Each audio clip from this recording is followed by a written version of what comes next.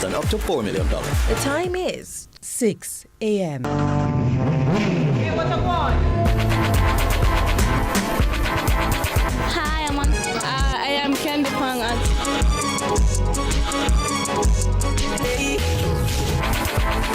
What I want? What a guan? That I want, pa. What a go? What a guan? What a Guan! Mondays, Wednesdays, and Fridays at 8 a.m., 1:30 p.m., and 10 p.m. on CVMTV. That's a go, pa. What a go?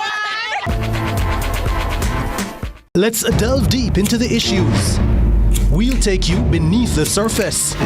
Greetings and salutations. My name is Orville Higgins, and it's another edition of Fan Central. Talking to the people at the heart of the top sporting stories. Hear from your favorite sportsmen and women and the administrators who work tirelessly to make it all happen. It's live sports talk. I've written an entire article. Yes. Looking at all the major issues every Tuesday at 9 p.m. It's Fan Central.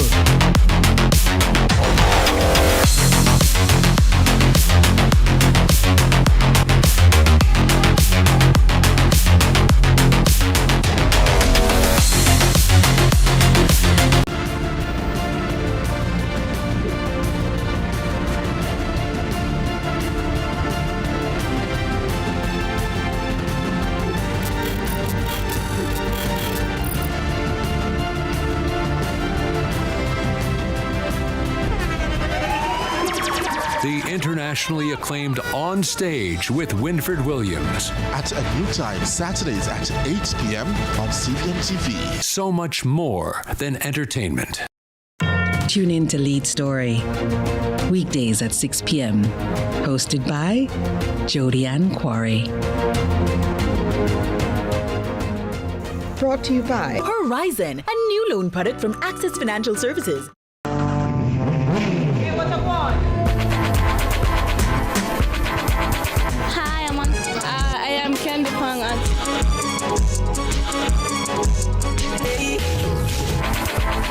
What I want?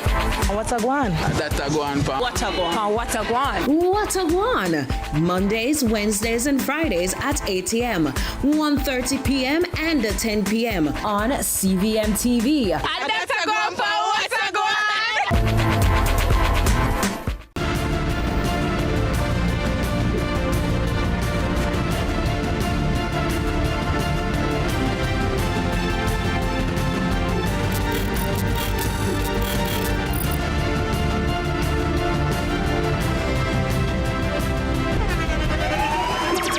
The internationally acclaimed On Stage with Winfred Williams. At a new time, Saturdays at 8 p.m.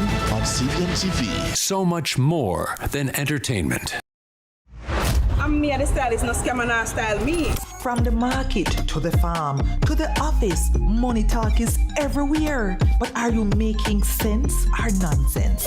The Bank of Jamaica brings you common sense with BOJ. Real stories, real laughs, and real lessons to help you protect, grow, and manage your money. Mattress savings. At least my mattress, you charge me to sleep on it. Partner plan. Remember last year we needed our payouts early? But Miss Pam gave it to her cousin first. Or a sketchy loan flyer. Electrifying deals. See why making the right financial choices is pure common sense. Brought to you by Bank of Jamaica, empowering everyday Jamaicans one episode at a time. Grandpa, it's 2026. You can't keep hiding all your money in every single pocket forever.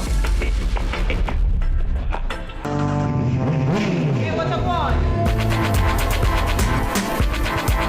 Hi, I am Candy Pang.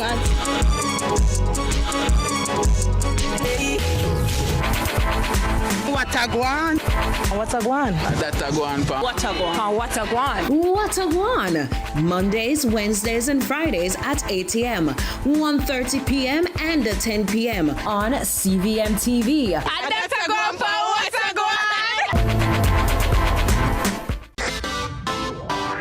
Every dream conquered is another dream game. I land and I fly again like a jet plane. Headed straight in your direction. 'Cause I'm wiser, one step closer. I'm winning 'cause I work so hard.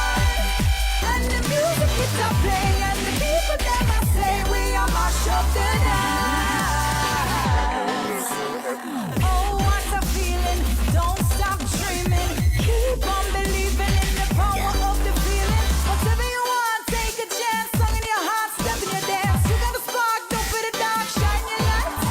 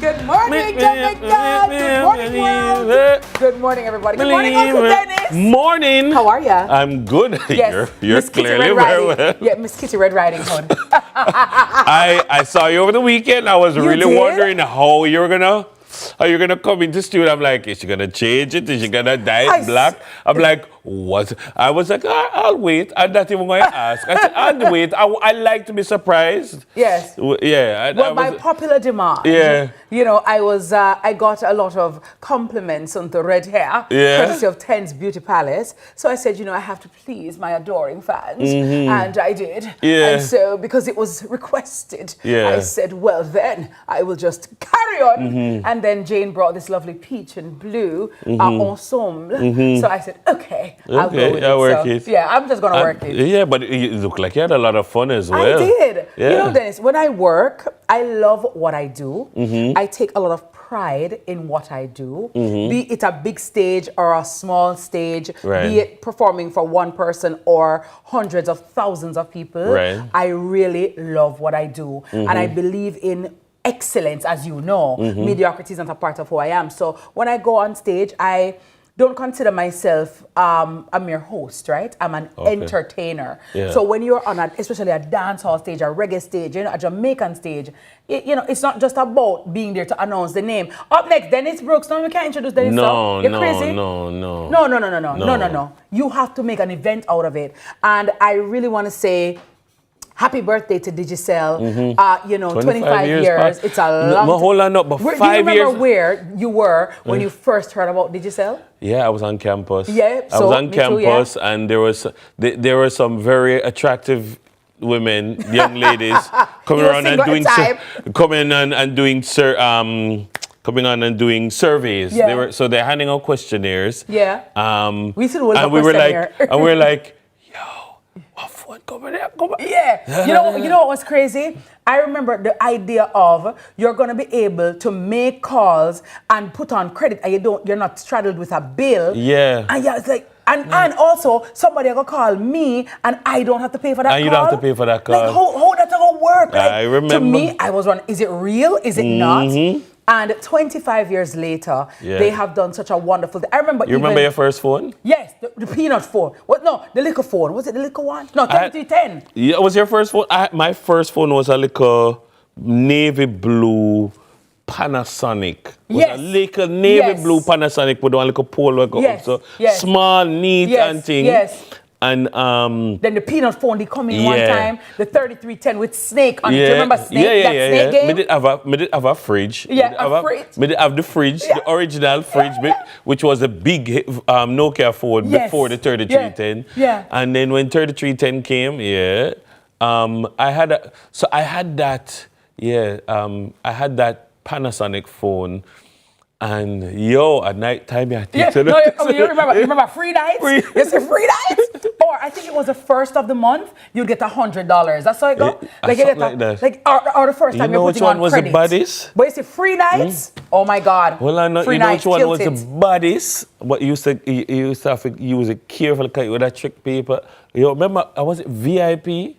You had, like, if you and somebody attack. Yes. You and them could have got on VIP where you could have talk. Is it text unlimited or like you get one only per text? Yes. And then can you know, so if a girl say, even though if a girl say, come and be VIP.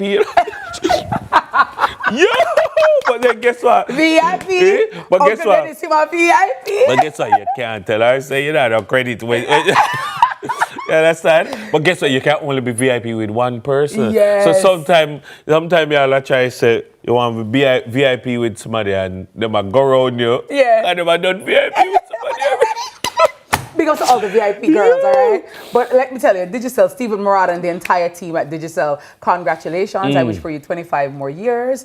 And trust me, we've had some great ambassador, campaigns and stuff like that. Yeah. It's always been wonderful. And so big ups to Digicel. I particularly want to say, I want you to bring up a clip with myself and Valiant. I want to just say big up to Valiant. Aye. Okay? I saw that, yeah. Aye. So that what was this interaction? That interaction right there. So we wanted to cut the cake at 12 o'clock because they had fireworks and all of that. Valiant was performing, but of course you can't just obtrusively take off an artist. So no, you're in the moment. It just happened, and Valiant was so musically intelligent enough to pick up the play, understand the assignment, and executed.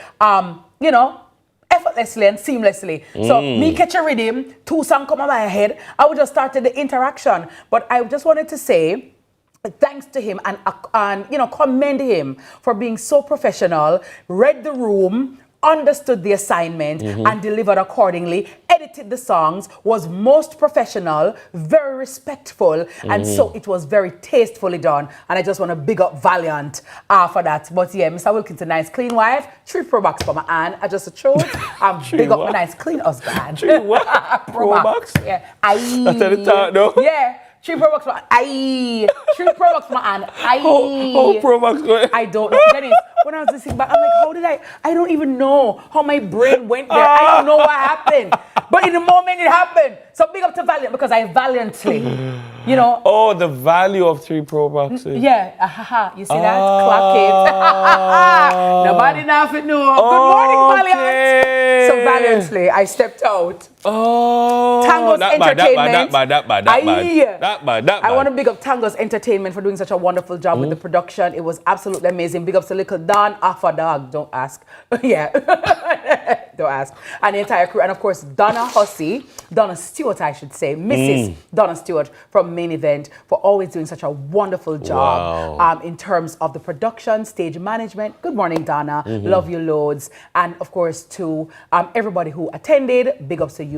And I want to say, talking about VIP girls, I want to take this opportunity to big up the VIP reggae girls. Who won their football match. Khadijah Bunny Shaw and the entire squad. And I really... towering header to open the scoring, Yeah, I must say to all the people who came out to support the reggae girls, we like that. It was very well supported. Yes. It was very well supported. No, Khadijah Bunny Shaw does bad. Why I don't know, but like she just, I don't know. No, but understand that she's a big deal though, She a family size. No, it's like... She's a bucket deal. In terms of the quality of global footballer that she is. Man City star. She's one of the biggest strikers in the world. It would be like having Kun Aguero play for Jamaica, So, like she's a big deal. She's a big deal. So like Erling Haaland play for Jamaica. Like imagine that. I would just be running off. I'm talking about Erling. I know Erling is celebrating. Hi Pep Guardiola. I gotta tell you. Arsenal fans, look away now. Look away. I'm not even gonna start. Well, don't look away from them. Man City up in your city. I don't know Arsenal. I'm sorry, you're not gunning. You know what I'm saying? Them gonna wet up. I don't know. I'm not gonna say anything. I'm not gonna say anything. Hi, honey. Yeah. Pepping on my step. I gotta tell you. So. Man City up in your city. Like Miss Kitty up in your morning TV. And I got to tell you, we have a lovely show lined up for you as usual. If today is your birthday, happy birthday to you. If today is your anniversary, happy anniversary. And guess what? What do we have now, Dennis? We have a pocket of sunrise. That's we'll right. be right back. Aye. I think making on some white rice can cook in a 30 minutes and share in a plate. But if you want oxtail and curry goat, you have to season and wait. And then you have to slow cook with love, patience, and whole heap of faith. So sometimes the blessing what God have faith in a life, you have to make it go and marinate. Your blessing on a baked bean and Frank's bread need time for pressure. Your blessing are going to bake in the oven for the right temperature. Your blessing can't go all in a cover dish, so go and pretty up the dinner table, brother. I'll set some ice, because you're not going to drink no syrup or guava and pine and blend up. And don't watch the man who eat early. Good food take time for prep. Just go and believe in the process and don't skip none of the step. Just pray, trust God, lace up your crepe, and anything else where you can't control, it don't make no sense, you fret. Believe.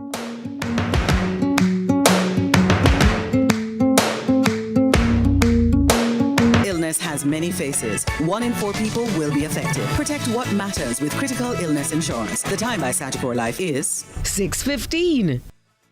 Tired of the high interest rates and the whole heap of loan payments every month? Take a debt consolidation loan from AIM to pay credit card bills and all other high interest rate loans from other institutions. Make one low monthly payment to AIM and take home some extra money in your pocket. That's financial freedom. One loan, one low payment. More money in your pocket. Call AIM today to lower your loan payments. And remember, you won't find a better deal elsewhere. Guaranteed. Super Center, everything for your home and more. Bring back the fun of shopping. Discover the best finds in every aisle of amazing items. For your kitchen, your living room, your bedroom, or any room, Azan Super Center has that perfect touch to elevate your space to the next level. Our team is ready to help you find what you are looking for you or someone else. So stop by our Crossroads store today and rediscover the fun of shopping. Azan Super Center, it's a lifestyle. It's a lifestyle.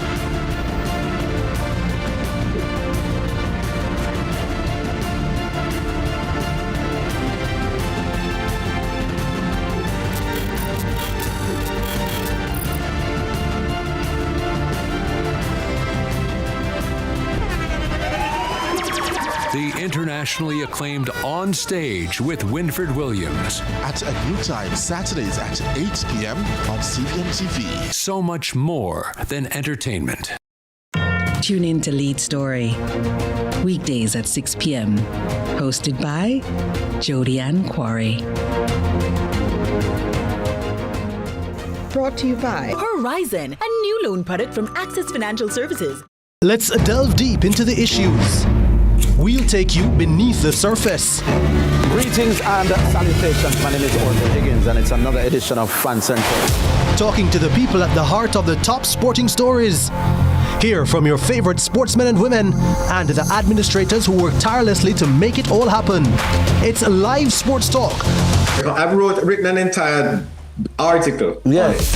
Looking at all the major issues every Tuesday at 9 p.m. It's Fan Central.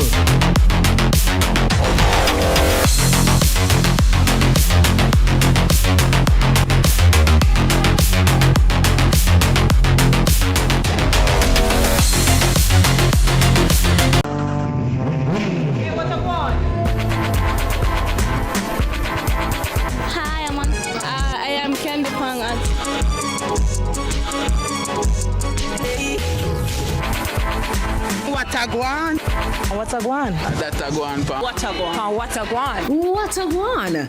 Mondays, Wednesdays, and Fridays at 8 a.m., 1:30 p.m., and 10 p.m. on CVMTV.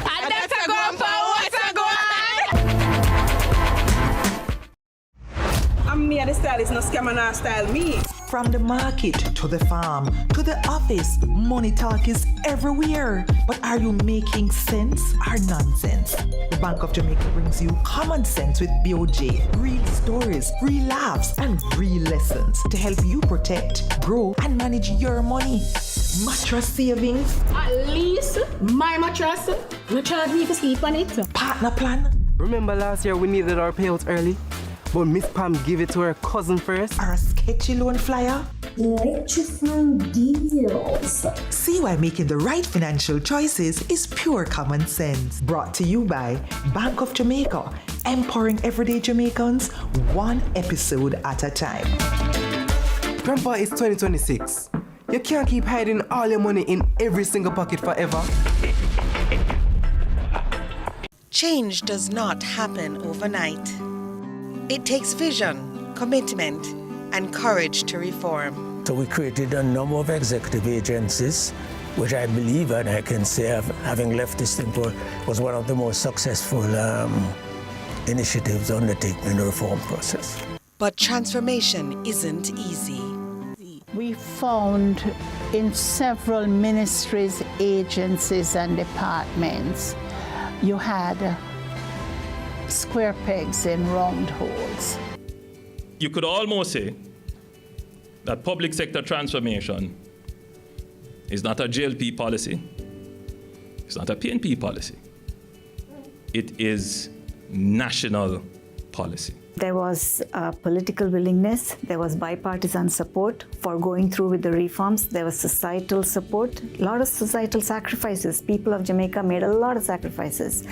And businesses, the private sector, everybody was engaged in this journey. We want to continue to reform the public sector, to allow the public sector to provide its services to the Jamaican people, provide services to the private sector, and the idea is that those services must be more accessible.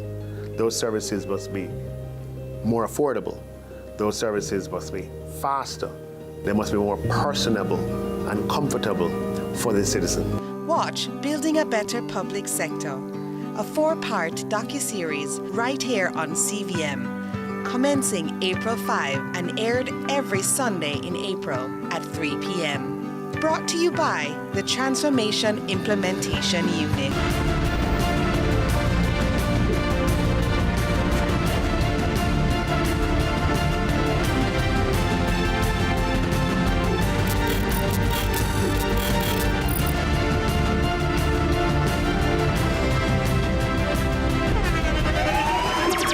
'The internationally acclaimed On Stage with Winfred Williams. At a new time, Saturdays at 8 p.m. on CVM TV. So much more than entertainment.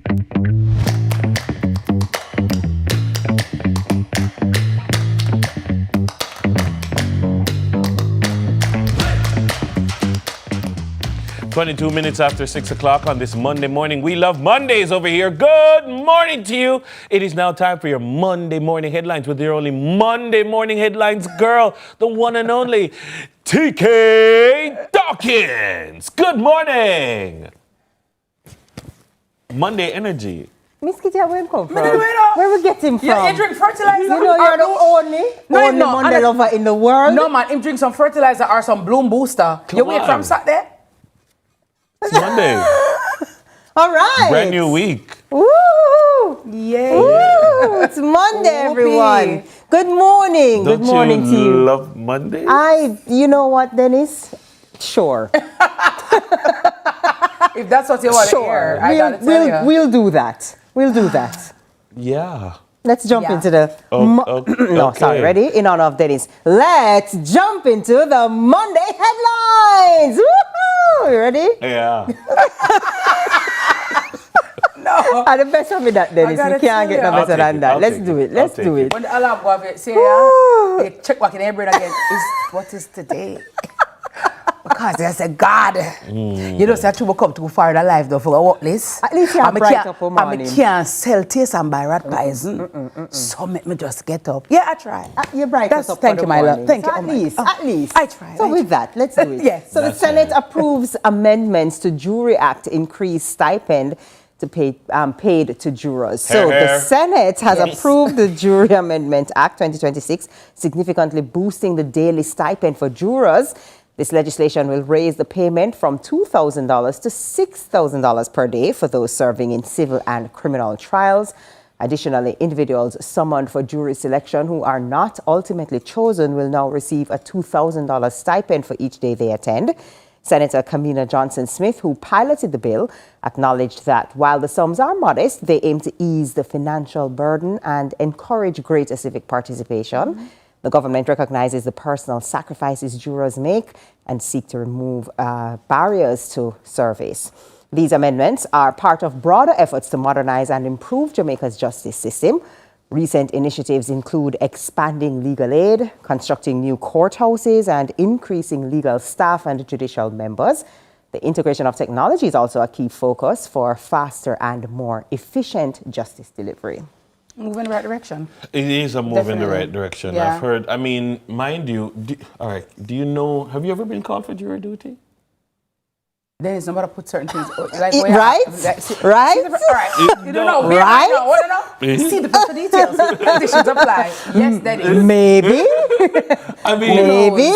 No, I'm going somewhere. Go on by yourself. I know all of one person who's Yeah. ever been called for jury duty. Like I know one, and the person migrated long before that.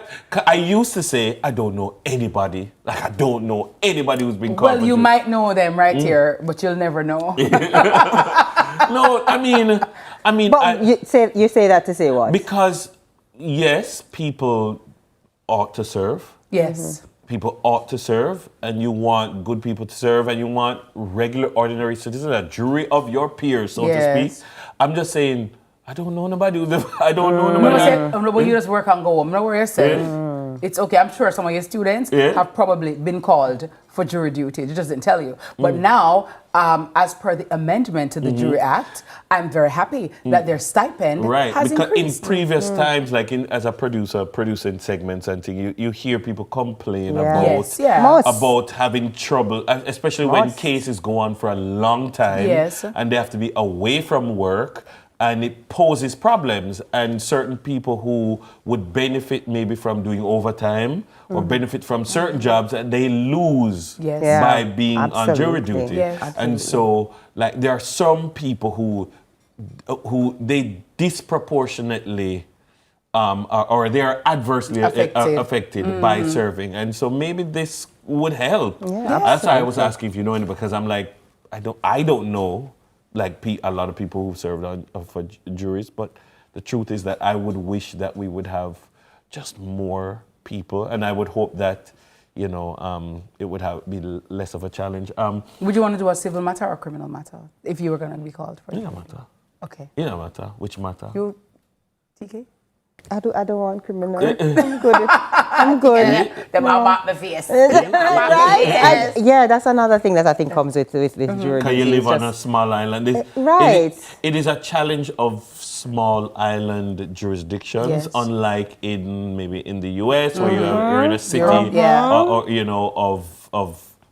many thousands. You're like, everybody knows, oh, you did serve and whatever, And it's like, when a jury is empaneled, in Jamaica, them go home at evening time, don't they? So, like, how do they? No, Dennis. I'm going somewhere with the question. No, Dennis, they're Pegasus. No, I'm going somewhere with the question. Because, Because, like, when you watch it on TV, the jury can't hear what's going on in the news. No, I know, but they can't hear this, they can't hear that. Again, jurisdiction. I'm like, really? In this day and age of social media and like, how do you isolate yourself? How are they expected from not being impacted, so therefore opening themselves up to bias? And that is why some persons are saying do away with jury duty and do judge only, but some people are saying no, judge also one being. That's one person. At least with a jury, I can take my chances, So because it's difficult for real to isolate yourself. I think it's more difficult. It's one thing back in the 50s. Don't pick up the paper in the morning. And especially Jamaica, where we like to mix up and talk things on a gossip, and you know what I mean? Exactly. So fabricate. It might be a challenge, But to all the jurors and those who have served or those who are serving, good morning. And thank you so very much for taking up that civil duty and for performing that civil duty. We sincerely appreciate it because it is time consuming, and we do understand the very sensitive nature of the cases and the issues and the matters with which you're dealing. So we say thank you so very much. All right? It is all right, guys. Important civic duty. Absolutely. And if you're called, please don't, just serve, please, if you can. all right? Barring any illness or any reason why. You know, just try as best you can to lend yourself. That's right. All right, good job. All right, that's it for the headlines this morning. And coming up next, we're heading to the pumps to talk gas prices and your pockets in Money Masterclass. Brought to you by Guardian Life. Sunrise. We'll be right back.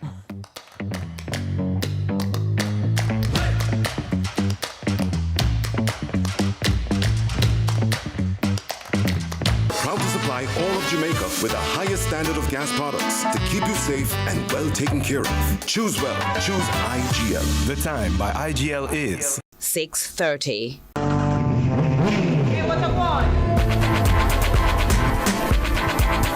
Hi, I am Candy Pang.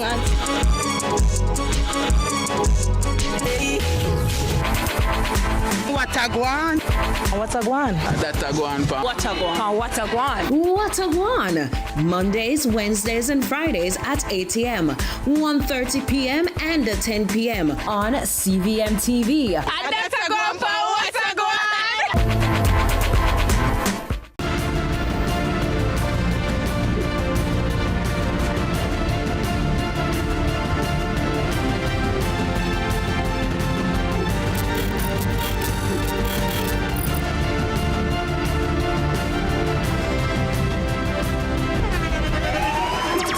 The internationally acclaimed On Stage with Winfred Williams. At a new time, Saturdays at 8 p.m. on CVM TV. So much more than entertainment. Let's delve deep into the issues. We'll take you beneath the surface. Greetings and salutations. My name is Orville Higgins, and it's another edition of Fan Central. Talking to the people at the heart of the top sporting stories. Hear from your favorite sportsmen and women and the administrators who work tirelessly to make it all happen. It's live sports talk. I've written an entire article. Yes. Looking at all the major issues every Tuesday at 9 p.m. It's Fan Central.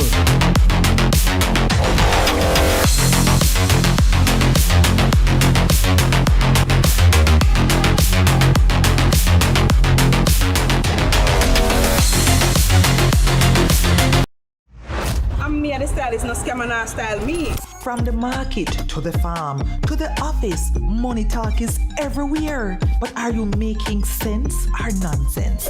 The Bank of Jamaica brings you common sense with BOJ. Real stories, real laughs, and real lessons to help you protect, grow, and manage your money.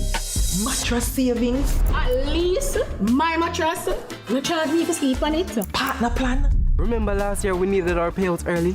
But Miss Pam gave it to her cousin first. Or a sketchy loan flyer. Electrifying deals. See why making the right financial choices is pure common sense. Brought to you by Bank of Jamaica, empowering everyday Jamaicans one episode at a time. Grandpa, it's 2026. You can't keep hiding all your money in every single pocket forever.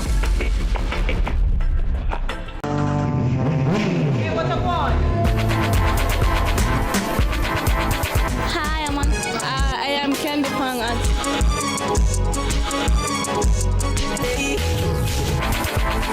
What a guan? What a guan? That a guan pa. What a guan? What a guan? What a guan? Mondays, Wednesdays, and Fridays at 8 a.m., 1:30 p.m., and 10 p.m. on CVM TV. That's a guan pa. What a guan?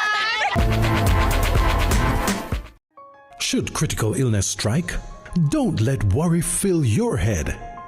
Say hello to happiness and goodbye to worry with Guardian Life's new Ultimate Provider Plan. Secure your medical expenses in the event of critical illness ahead of time while benefiting from our investment portfolio and so much more. Give yourself and your family the peace of mind you deserve with Guardian Life's new Ultimate Provider Plan today. And live secure, live easy.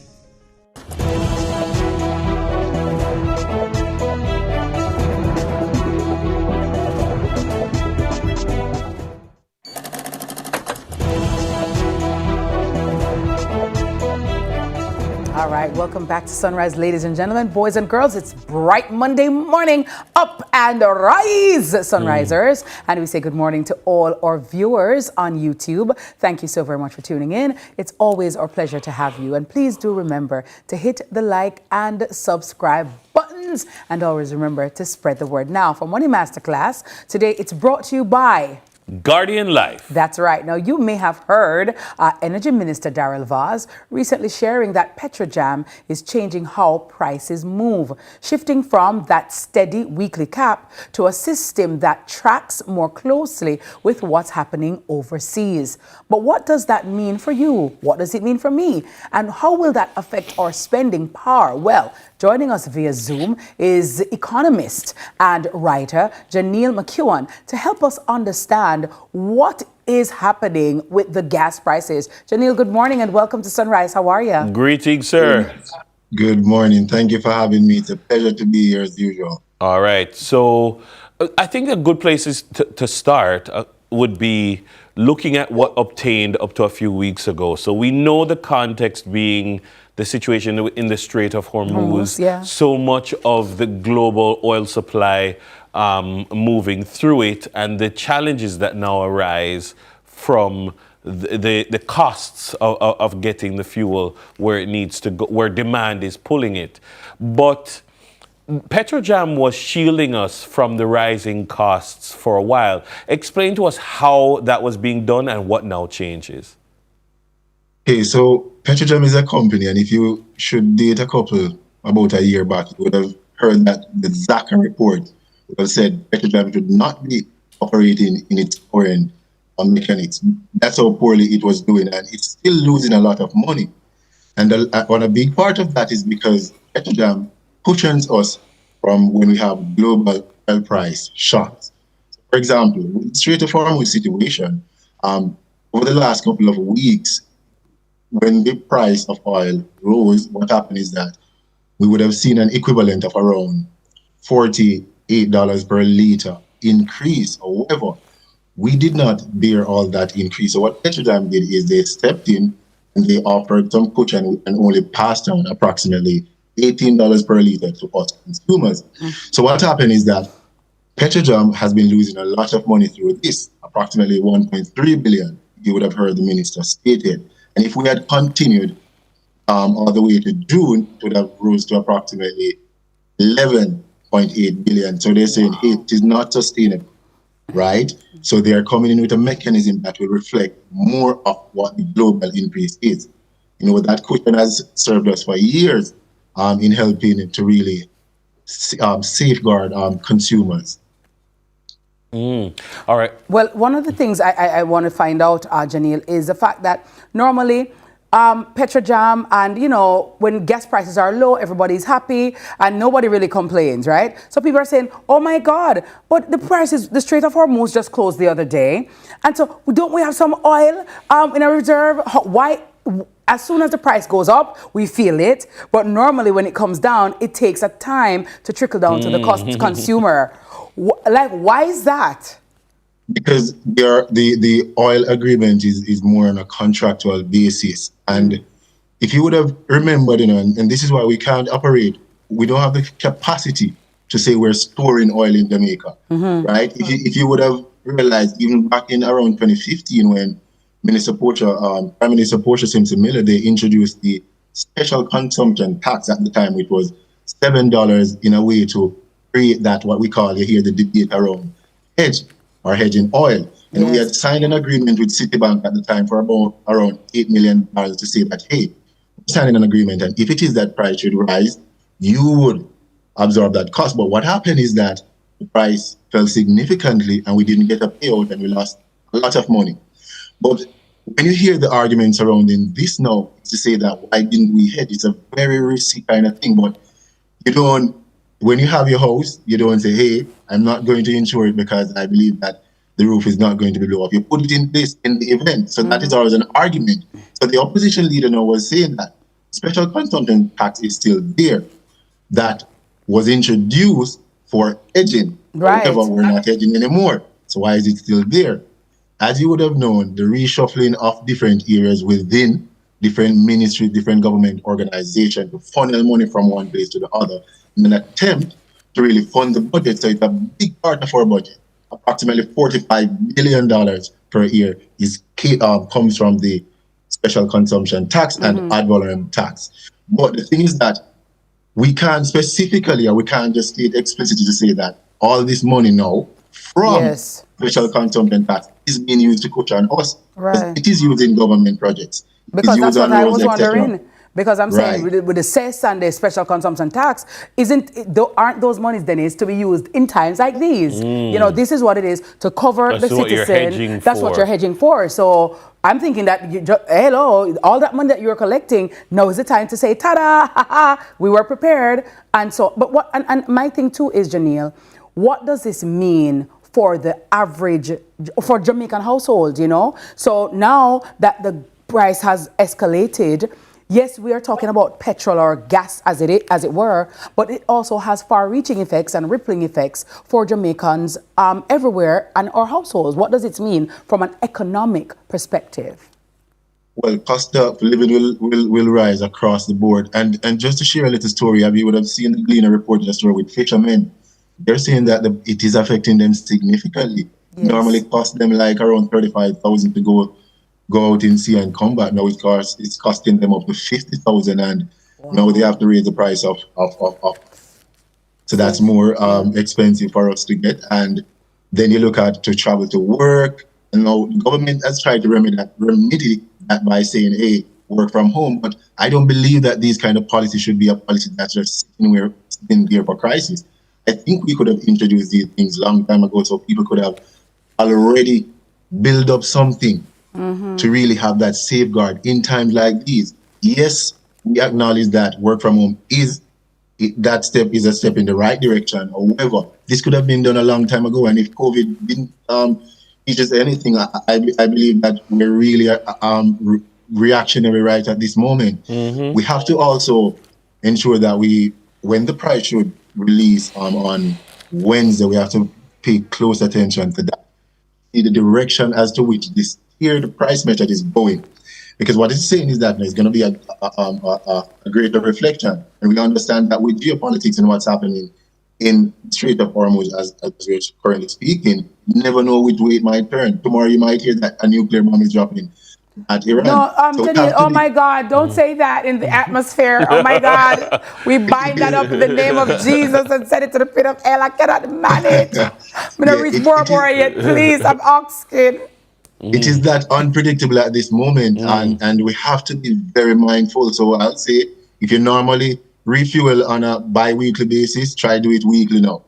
You know, if it is that you can buy a little bit more than usual now, do so. However, also bear in mind that going at home is going to another problem, because JPS already. I was going to ask, because I was going to ask that, I mean, we do rely on heavy fuel oil as a source to produce electricity in Jamaica. Yes, we do have, or we have been more than flirting with the idea of renewables. And I think that renewables have, as an alternative, begun to be more attractive and easier to afford. Are we likely, do you think, to see people shifting more in the direction of renewables and more in the direction of electrical vehicles, as we've seen on the market more than ever before? That is the way forward. And what you have to look at now is that we pay one of the highest electricity bill in the world per kilowatt hours. And with that reason now, and we're supposed to go and work from home. It's gonna put a lot of pressure on consumers nonetheless. But you know, there are little things happening here and there, such as, you know, we have of recent the increase in the threshold, increase in minimum wage a little, but it just seems to me like for every gain, there's a loss. It's like for every two steps forward, Janelle, you take 20 steps backward. So yes, you increase the pay, but then it's going to take the light bill, the cost to get to work, everything, the cost of food is going to take it right back out my hand. So it's like, you give me with the left and I take it with the right. Like, I don't even, I didn't even see it.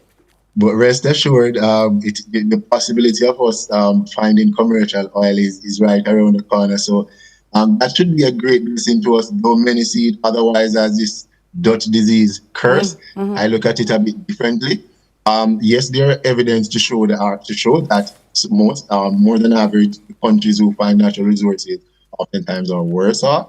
However, I believe that this is an opportunity that Jamaica can pass upon, and it will do a world of good for our entire economy. Even if it is for approximately 10 to 15 years, we have to appreciate it. Let me just ask you finally, Janelle.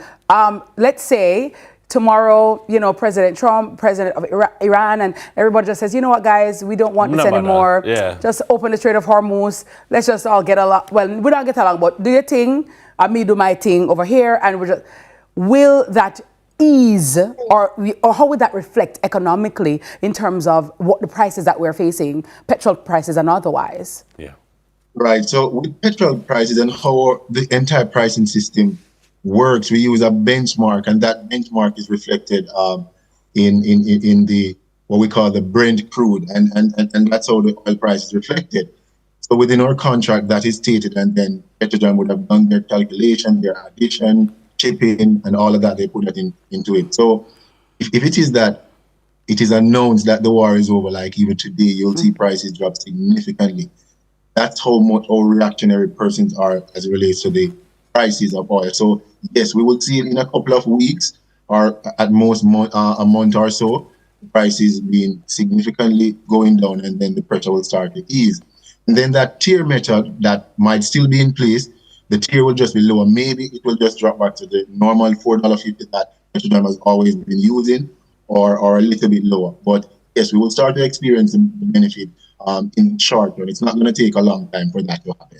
Very well. Well, let us pray. Prayer warriors, all people, all Christian people, yeah, from all denomination, yeah. Pray for the Strait of Hormuz open, yeah. I can't take that message. Janine, I cannot manage. I swear. We can't take no more than this.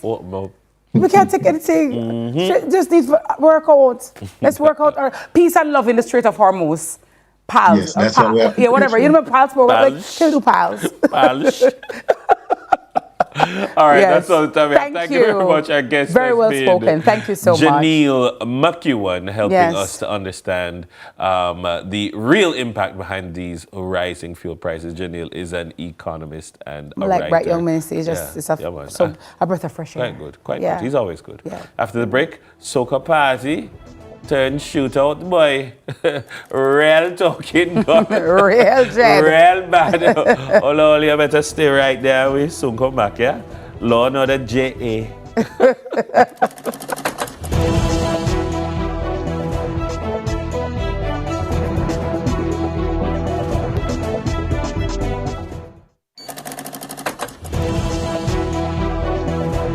Should critical illness strike? Don't let worry fill your head. Say hello to happiness and goodbye to worry with Guardian Life's new Ultimate Provider Plan. Secure your medical expenses in the event of critical illness ahead of time, while benefiting from our investment portfolio and so much more. Give yourself and your family the peace of mind you deserve with Guardian Life's new Ultimate Provider Plan today. And live secure, live easy.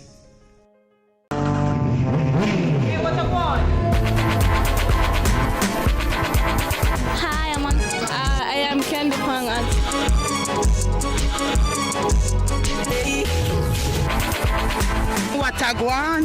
Watagwan. Datagwan. Watagwan. Watagwan. Mondays, Wednesdays, and Fridays at 8 a.m., 1:30 p.m., and 10 p.m. on CVMTV. Datagwan pa Watagwan.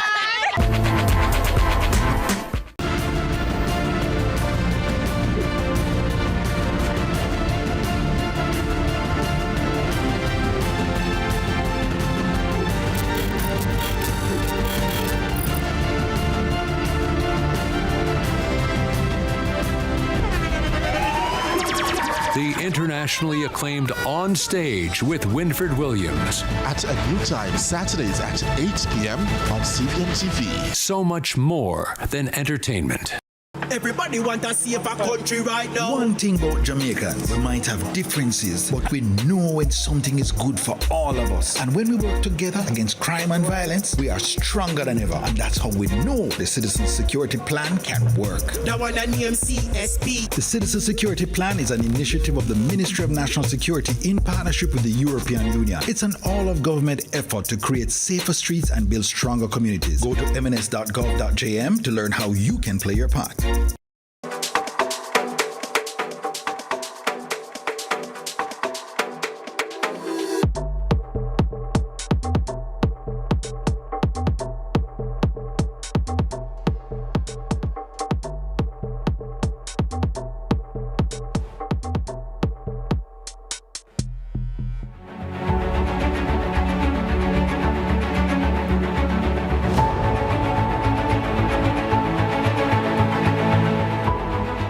Thank you so much for staying with us here on Sunrise. You're watching CVM Television. Now it's time for Law and Order JA, brought to you by the Ministry of National Security and Peace. Now, the next conversation, this conversation comes out of a situation that really got the country talking, and everybody is assessing whether or not how do we treat with firearms? How do we, discharge our firearms? And of course, the whole Firearms Act has been, a conversation lately. Now, the recent shooting at an event held at the Randy Williams Entertainment Center, after the party, it left several people injured, persons receiving gunshot wounds. Some are, in serious condition, and others are on the mend. However, some serious questions have arisen about the safety in spaces meant for enjoyment. Now, since then, people are trying to understand exactly what the law says. If you're a licensed firearm holder, where can you carry? Is Jamaica an open carry state, if you may? What are your responsibilities? And when it comes to something going wrong, who can be held accountable? Well, to help us ventilate some of these issues this morning, we're joined by attorney at law, Walter G. Melbourne. He's my very special guest. Good morning, counsel. How are you? Thank you very much. Thanks for having me. Welcome, sir. Yes. All right. So I know you're a man with your finger on the pulse. Yes. And you would have probably been au fait with the happenings by now. Yes, indeed. At the recent event that happened.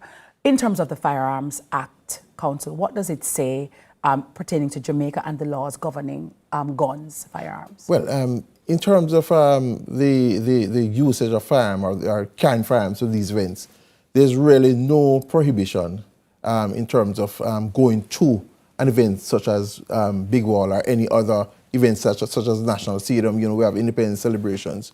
But what I want to point out to you is that Section 49 of the Firearms Act speaks to the fact that the minister may declare any area a restricted area. Mm-hmm. And so if that is so, then what it means is that if you take the firearm into that area, then you become a criminal offense. Yes. And so that is where we need to have a discussion around, as well as perhaps the Firearm License Authority, who has responsibilities for licensed firearms. Yes. Well, the prohibition also can come in the form of the party promoter stating or stipulating that because normally you hear no weapons allowed, right? Yes, I agree, but what is the penalty? Yes. If the event's promoter would say that no firearms allowed, if you smuggle the firearms, so to speak, inside, what would be the penalty? Yes. There's really none. Yes. And hence why I say that if it is that we use the provisions of the Firearm Act to say that the minister could declare the area a restricted area, then if you're caught with it now, there's a deterrence there now. Yes, so that's really the difference. Very well. So talk to me about what does the Firearm Act say in terms of the deterrence, in terms of punishment for those persons who use their firearm in an illegal way? Well, let's talk about if one were to use a firearm to, let's say, shoot someone. The Offense Against a Person Act was amended years ago to say that if you cause injury by use of a firearm, there's a mandatory minimum of 15 years in prison. And of course, there's always the offense of making using a firearm making use of a firearm to commit a felony. Yes. That in and of itself has significant years as well. And so it's not about a fine, it's going to be confinement if one is convicted. Yes. So the punishment is very harsh. Yes. The argument about a legal firearm becoming illegal depending on the use has also been talked about in the sphere. Could you kindly explain to our viewers, how can a legal firearm, because some persons say, well, Miss Kitty, but the man, he have him licensed firearm. So, it's illegal, or it becomes illegal? Absolutely. Well, if you use it to commit an offense, remember the firearm is issued to you for protection of life and property. And of course, a third person. If someone else is in grave danger, you can act to save the person's life. Yes. But it is a limited parameter in terms of how you use a legal firearm. So if you use it to commit an offense, then it necessarily becomes illegal. Yes. And you'll be subjected to the same punishment as if the firearm wasn't actually been licensed before. Yes. Right. So there were many persons injured at that event. Yes. And it comes now to the civil matter of, injury, I got injured. Yes. Who's going to pay for my doctor bill? Who's going to pay for my trauma? Who is going to pay for me being in a wheelchair? What recourse do patrons have when I pay my money to go to an event? I expect to be safe at the very least. If that is violated, what can persons do, if anything? Very good question, madam. What you find is that the events promoter, they have a duty of care to their patrons. Absolutely. And if you breach that duty, it's going to necessarily be negligence. And one could sue. And I must say here that occupiers liability. Absolutely. And persons who have been injured could actually sue, let's say in these circumstances, the shooter could be sued as well. So it's not just criminal liability, but civil liability for the shooter as well as the patron. And so it's very important. I know, madam, that persons who may have promoted these events, it took them years to develop the brand. Yes. And for one shooting incident to just destroy, we're talking about even wider implications for the economy. Absolutely. People not wanting to come to Jamaica because the event space is deemed to be unsafe. Yes. We're talking about the little man on the street. Yes. That sells his juice and his water, his soup, his corn. Yes. He stands to lose out. We talk about Airbnb, hotels losing out. Yeah. So there are far-reaching implications for this thing. And so I'm saying, back to the question, the occupier's liability, as you say, negligence, it's a tort. So the promoters could be sued for negligence, as well as persons who may have perpetrated some acts at the events. Because I was about to ask the chain in terms of who are the persons, because people want to go for the deep pockets, right? Absolutely. So the persons who would have caused the furor, right, and injury, right, the shooter or shooters, the event promoter, right? It would the security per se, because I say, well, the security was negligent.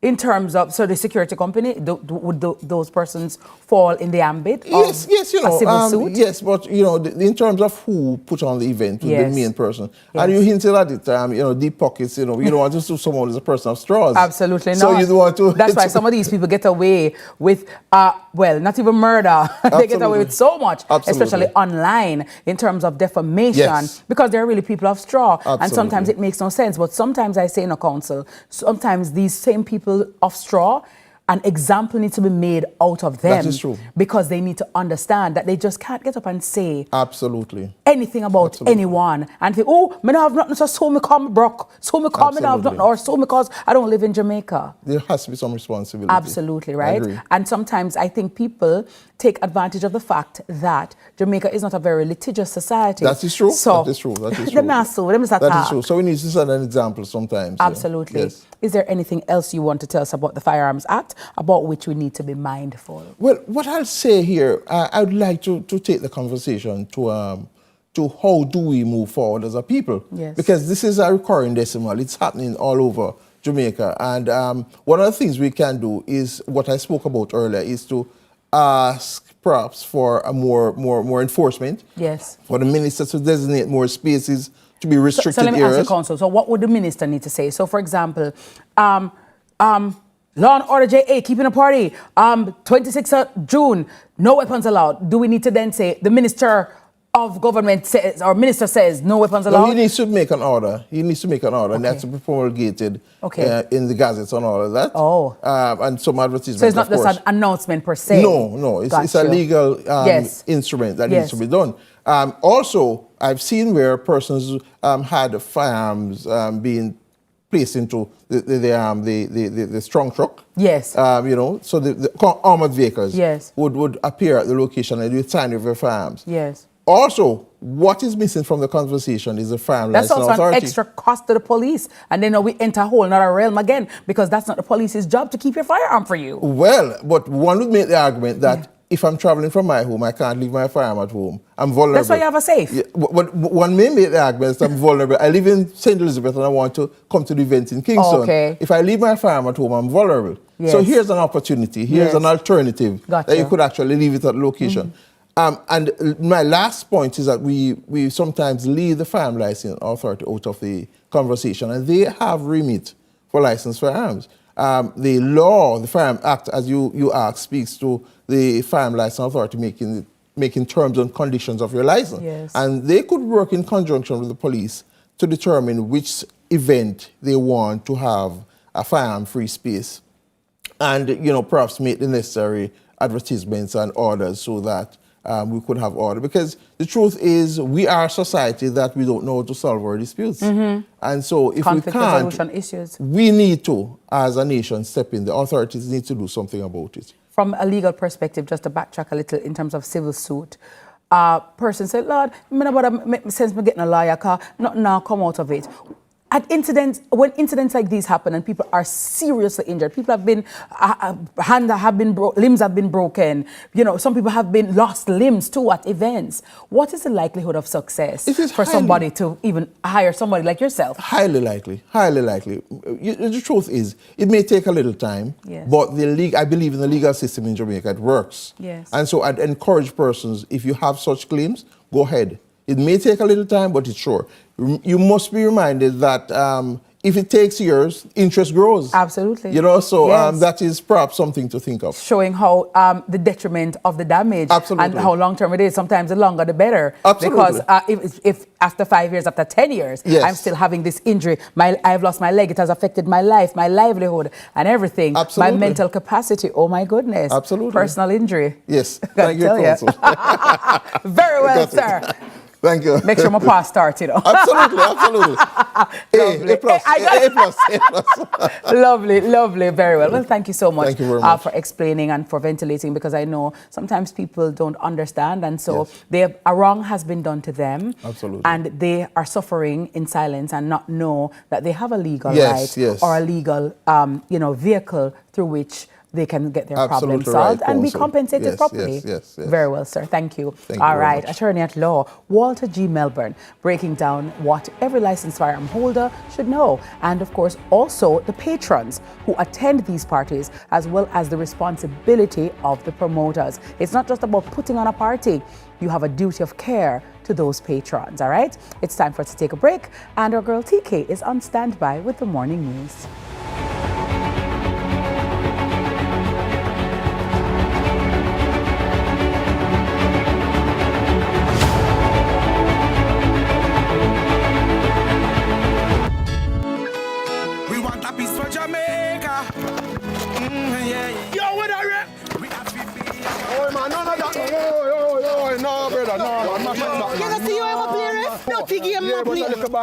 No, I said, Pearson, you come from, brother, I want to live good, man. I want to live good, Bridging. No shake on, I can play a little ball, Bridging. Really have to shake on? Yeah, man, and no badness, Bridging. Just live good, man.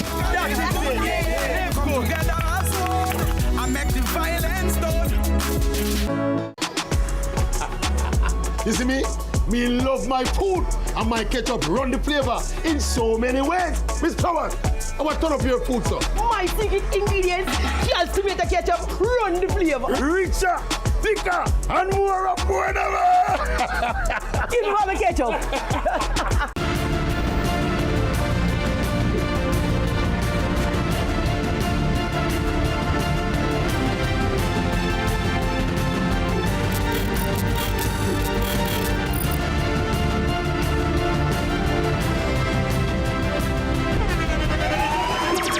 The internationally acclaimed On Stage with Winfred Williams. At a new time, Saturdays at 8 p.m.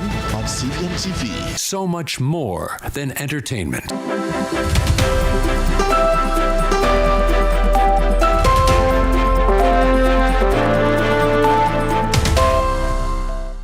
Welcome to Morning News. I'm TK Dawkins. Police in St. James have released a composite sketch as they ramp up investigations into the killing of a Bullock Heights mechanic. The victim, Rowan Green, also known as Blacks and Okra Bud, was shot dead at his home on Easy Street in Somerton District on Thursday, March 5. Reports from the Adelphi Police are that about 11:25 in the morning of Thursday, March 5, Green was carrying out repairs on motor vehicles when he was attacked by unknown assailants who opened fire, hitting him multiple times. When officers arrived on the scene, he was found unresponsive with gunshot wounds to the upper body and the head. Investigators say the composite sketch was developed following several lines of inquiry, and they are now urging anyone who may recognize the individual or who has information that could assist the probe to contact the Montego Bay Criminal Investigations Branch, Crime Stop, or the nearest police station. 2 men have been charged after a brazen daylight goat theft and housebreaking in St. Mary. Police say 39-year-old Tadroy Gibor of Gale St. Mary and 47-year-old construction worker Sean Fagan of Mount Edgecombe in St. Anne were arrested after stealing a goat in Caron Hall on April 17. The men allegedly drove up in a white Toyota Probox, grabbed the animal, stuffed it into the car trunk and sped off. However, lawmen intercepted the vehicle shortly after and recovered the goat along with household items which were reported stolen days earlier in Coxpeace district. The men later confessed to stealing 2 goats. Gibor and Fagan face multiple charges including housebreaking, larceny of goats and operating contrary to a road license. They are scheduled to appear in the St. Mary Parish Court on April 23. Mounting garbage pileup across Westmoreland has sparked outcry from residents and businesses who are complaining the situation has become a serious health threat. The issue was raised at a meeting hosted by the Westmoreland Chamber of Commerce, where opposition leader Mark Golding met with stakeholders. The Port Maria Hospital in St. Mary has received a vital boost in the form of new surgical supplies that will help transform patient care. Florida-based physician Dr. Denise Brady, with roots in Oxford St. Mary, has answered an appeal from Member of Parliament Robert Montague. She secured, shipped, cleared, and delivered more than $6,000 worth of surgical supplies, including IV equipment, gloves, shoes, bed padding, and other essentials, all at her own expense. Since surgeries restarted in 2021, the hospital has performed over 1,000 operations. Plans are now in place to expand by removing the clinic and constructing a dedicated surgical ward. The donation means more patients will benefit from improved care, and Port Maria Hospital continues to move forward with its surgical services. Health officials in Westmoreland are urging stronger hygiene practices after an increase in gastroenteritis cases across the parish. More details from Kevin Black.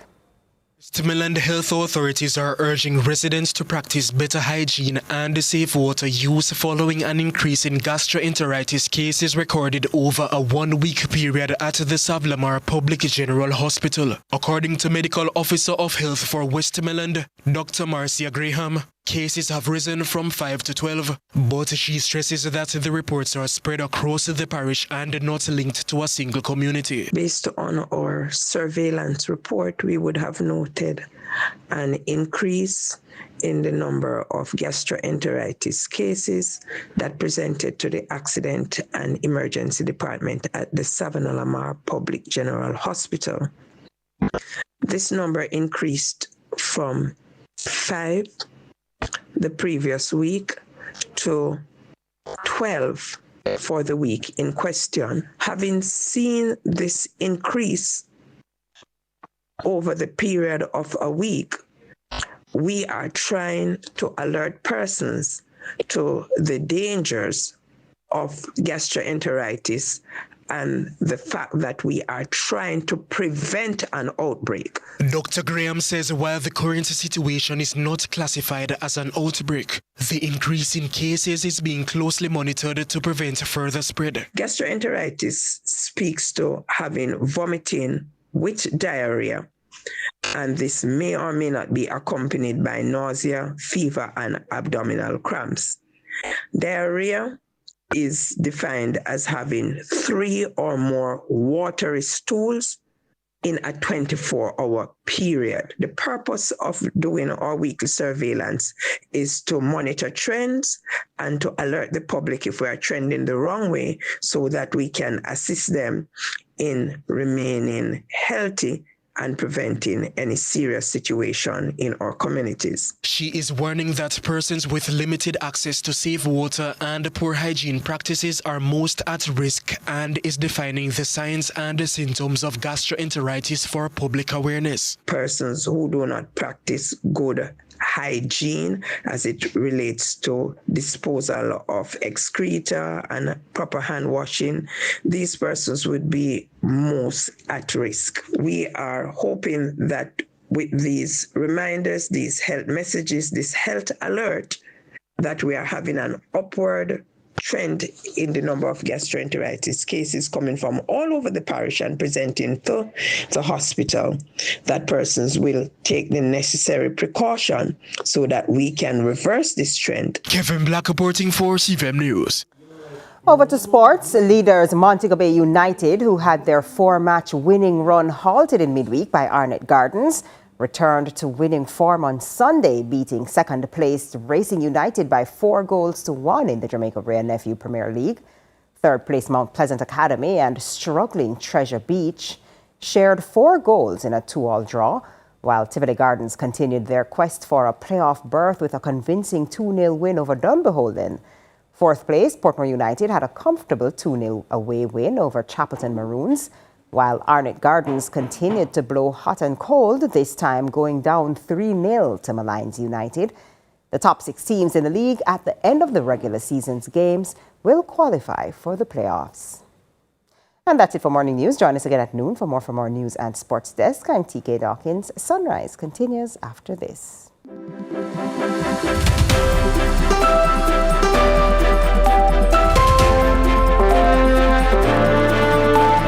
To Lead Story, weekdays at 6 p.m. Hosted by Jody Ann Quarry. Brought to you by Horizon, a new loan product from Access Financial Services. Let's delve deep into the issues. We'll take you beneath the surface. Greetings and salutations. My name is Orville Higgins, and it's another edition of Fan Central. Talking to the people at the heart of the top sporting stories. Hear from your favorite sportsmen and women and the administrators who work tirelessly to make it all happen. It's live sports talk. I've written an entire article. Yes. Looking at all the major issues every Tuesday at 9 p.m. It's Fan Central.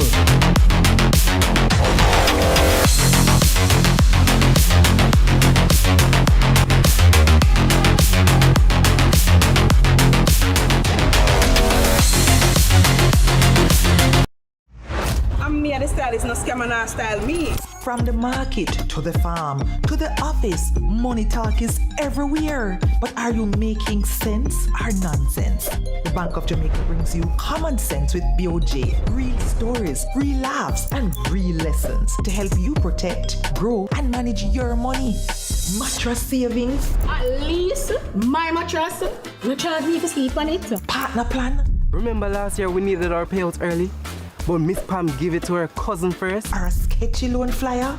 Electrifying deals. See why making the right financial choices is pure common sense. Brought to you by Bank of Jamaica, empowering everyday Jamaicans one episode at a time. Grandpa, it's 2026. You can't keep hiding all your money in every single pocket forever. Let's delve deep into the issues. We'll take you beneath the surface. Greetings and salutations. My name is Orville Higgins, and it's another edition of Fan Central. Talking to the people at the heart of the top sporting stories. Hear from your favorite sportsmen and women and the administrators who work tirelessly to make it all happen. It's live sports talk. I've written an entire article. Yes. Looking at all the major issues every Tuesday at 9 p.m. It's Fan Central.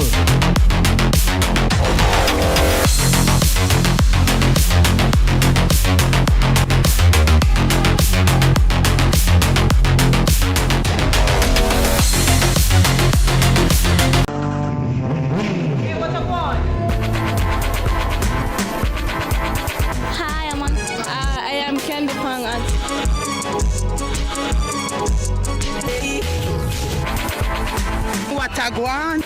What a guan? That a guan, pa. What a guan? What a guan? What a guan! Mondays, Wednesdays, and Fridays at 8 a.m., 1:30 p.m., and 10 p.m. on CVM TV. That's a guan, pa. What a guan?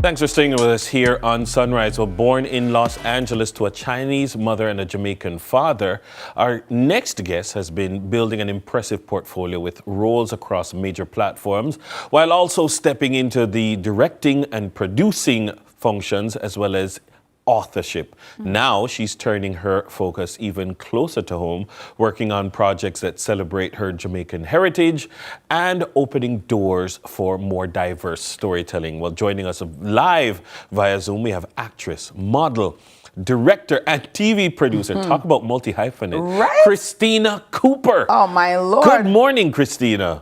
Super Good cool. morning. Oh, super cool. How are you guys? We are magnificent. How are you? Doing good on this lovely morning. It's about like 4 or 5 a.m. out here, so a little early, but super grateful to be here. On the West Coast, I love it. Now, when after Dennis, after that introduction, I said to myself, when does Christina sleep? And am I sleeping too much? Because I just love that for you as a young, achieved, ambitious, driven woman.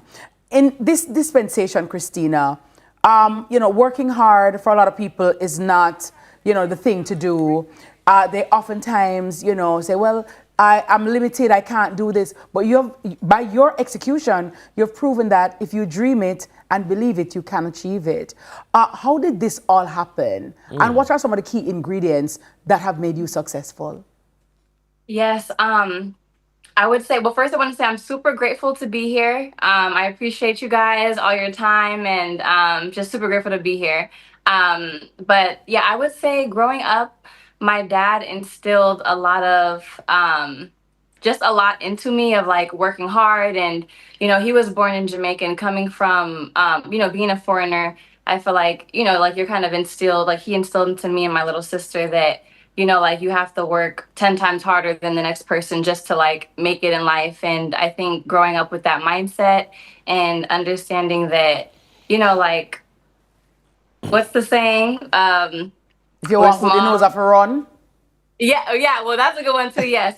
But he definitely inspired me to really just push myself, to always push forward no matter how hard life gets, and just to dream big and, aspire big things. Because I feel like, Jamaica, people think that, Jamaica's so small, but there's so much talent, just so many people that achieve great things that come from Jamaica, so I think that, it's just good to represent. And my dad taught me the hustle of, you just got to work hard, push through, and just keep on going. I love the values that you mentioned that he shaped in you. But I mean, tell us a little bit about your story, especially in your, coming of age years, because in a country like America, everybody has their identity issues when they're trying to decide who they are. You have issues of, you have intersections of biraciality, religion, and immigration and everything happening at the same time, and answering that question, who am I? How did the Jamaican-ness come out so strong in answering the question of who am I? Oh, that's a good question. I've never been asked that. I feel like growing up, I did kind of have some, I don't know if I should say like identity issues, or just kind of just growing up, kind of figuring out who I am and like, okay, like I'm half this, but I'm also this, and like understanding that that's okay, and that's a part of who I am. And I feel like growing up, I was raised a little bit on my, Chinese culture side as well. But I feel like my dad really instilled making sure that Jamaican heritage that me and my sister grew up, knowing about our heritage, eating the food. My grandma used to cook us just really everything, boiled plantain. That was one of my favorites. Mango, I mean, that's kind of worldwide, but I grew up loving mango. I had to throw that in there. I think the first word I knew how to spell was mango. I don't know how that worked. Yeah. But yeah, I think my dad just really instilled like making sure that, we were eating the food, we knew about the heritage. We were always visiting family out there. When I was since a little girl, I was, running with the goats in St. Thomas on the countryside. Like I was just everywhere, but I think it's just important to know, where you come from and to pass that legacy on and to just be proud of who you are. And I think honestly, my dad always instilled in us and my grandparents just to be proud of being Jamaican. And I'm just proud. I'm just so proud. And I don't know, I feel like a lot of people that come from Jamaica, we're just hustlers. We just make it happen. We dream big and we achieve. And, we work hard and we do what we got to do. So when did the storyteller come out? When did the actress, the performer come out? So growing up, my dad used to take us to these like $3 movie theaters out here. And I basically just fell in love with like movie making and just watching movies and being able to, be in another world. And I think the first movie that I ever the first movie I acted in, I guess like with like speaking lines, was a movie that I independently directed and wrote and produced. And I probably wouldn't do all three again, honestly. But that was like kind of like getting my foot in the door, and I had to, like create my own opportunities. So I did that with my first movie, which was South Central Love, and that was kind of inspired by some like life events and like losing people to gun violence out here in Los Angeles, and basically wanted to like inspire, the youth and kind of give some sort of like that there's like light at the end of the tunnel and you can, change your life for the better no matter what you've been through. And I just really wanted to showcase that, no matter what you come from or what you go through, you can always make it out and make it something positive. I see that Walt Disney Studio pic right there, and that's a big deal. Talk to me about how did you land that role? What role was that exactly? And how did that help your career? Yeah, so I started off, my first project landed on BET. So from there, I was able to branch off, do some stuff with like Netflix. I was on Dear White People on Netflix, and basically just kind of with this industry, it's kind of like word of mouth or like networking. So I feel like from me, branching off from there and just trying to keep growing, and I'm still growing, till this day. But I think from that opportunity, that led me to like, meeting people with Disney and doing stuff with them. And it's been a lot of like promo stuff, voiceover work, but there is a project called Disney's Behind the Animation that's coming out, and that's going to be super fun. We'll go behind the scenes with like animated projects, new movies coming out, and then also some like voiceover work coming up soon. So I'll be able to disclose that probably when I come in studio by like summer. I'll be able to explain more about that show. But yeah, it's going good so far. Trying to keep it going and branching out to bigger and better things. So. What's the ultimate for Christina Cooper? Like, what's the role that you want to land? The movie that you want to produce? This would be the ultimate for you. Oh, I do want to tap more into action, but I will say that I think something that's really heavy on my heart is I really want to make sure that whatever I do with film, whether it's like on the acting side or producing side or directing side or writing side, I feel like it's important for me to tell stories that, the youth needs to hear. And wherever that is, that could be, out here in LA and South Central, or even in Jamaica, like I feel like I just want to inspire the youth, our next generation to, just to see that there's hope and that we can make the best out of our lives while we're here, and just inspire young girls like me that, anything is possible and you can do anything if you put your mind to it. And as long as there's motivation behind that. But I do want to do more projects that touch on more positive topics, I guess, or some type of like, as long as there's like a storyline or like inspiration behind it and something closer to my heritage. So the next thing I want to do is, or that I'm working on, is a movie that we're going to be filming in Jamaica. And I want to do basically more of that and create opportunities for people also in Jamaica, more film opportunities. I like that you said that, so much Christina. talent out there. I actually like that you said that, because that was going to be one of my questions to you, because oftentimes persons like yourself, you're doing well, you're established, you have the links, but the truth is somebody who may be in rural Jamaica or in Jamaica does not have the access to the people that Christina has. They've never even been to LA, they've never even been on a plane, but they have the talent. And so I wondered to myself, how do we pass the baton? How do we reach back to help somebody and not just word of mouth, like, yeah, I'm from Jamaica, and or I have Jamaican heritage, and there are talented people in Jamaica, and I have this platform, but there are no Jamaicans in my films. I've never bust nobody from Jamaica. You know what I mean? How do we help bust some people? Like, excuse me, once I'm doing a thing, I'm on Moana. You know what? You have a Caribbean voice. You know what? I know a lady named Miss Kitty, or somebody named Uncle Dennis on CVM, and you know what? She's great. For example, you're on a platform and you go do motivational speaking. I know this lady. She's Miss Kitty. She does motivation. She's that girl. I bring her. You know what I mean? How do we do that in a tangible way? Because I think sometimes people do tokenism. It's just like, oh my God, we talk about it, but then we're not really about it. Or they flash their Jamaican card for street cred. Yeah, flash their Jamaican card for street cred, but I'm not really helping any Jamaican.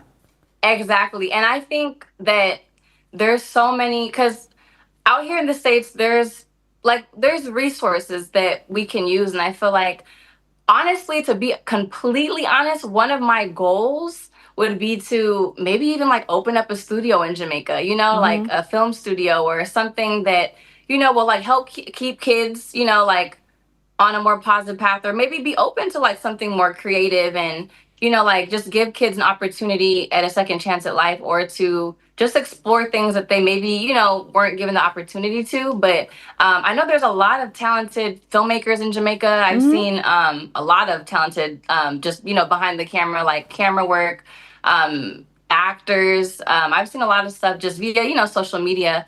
But I know that for me, it's important that I also represent Jamaica in a certain way, but also that I give opportunities to like, people from Jamaica. And I want to put, I represent Jamaica like I was born there, but, I know that, but I definitely want to make sure that, they have opportunities to be a part of projects like this and, branch out into the world, because there's so much hidden talent, I feel like, in Jamaica.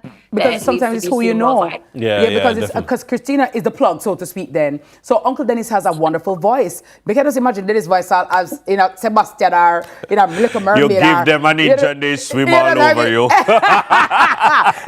But Christina's like, you know what? I know a guy. And not that you're carrying people on your shoulder, because I do understand that you have your life to live and stuff like that. But listen, I know this director over there. Director, let me direct you to this guy over here. You don't have to get somebody to do a fake Jamaican accent, We have people that I know that can do it. And you open the door, and then it's for the person now to make the most of it. But then you would be that connect between, because I tend to find people, just, as Dennis said, rightfully said, just flash the Jamaican the card for street cred.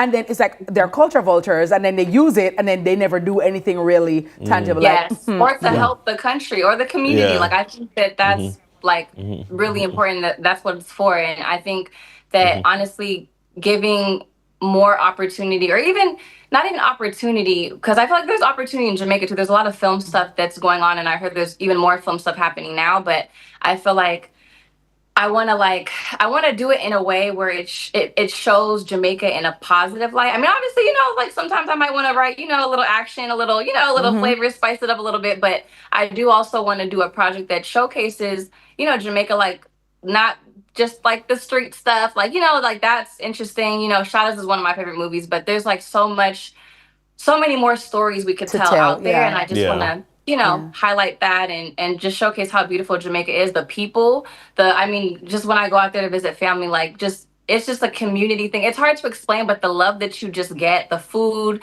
the culture, just everything, it's it just feels like home, and I want other people in the world to experience that and see that, but also just to make sure that I'm being genuine with it and giving opportunity to people from Jamaica and even family and friends that I have still out there. I want to get them dance involved. before you dance abroad.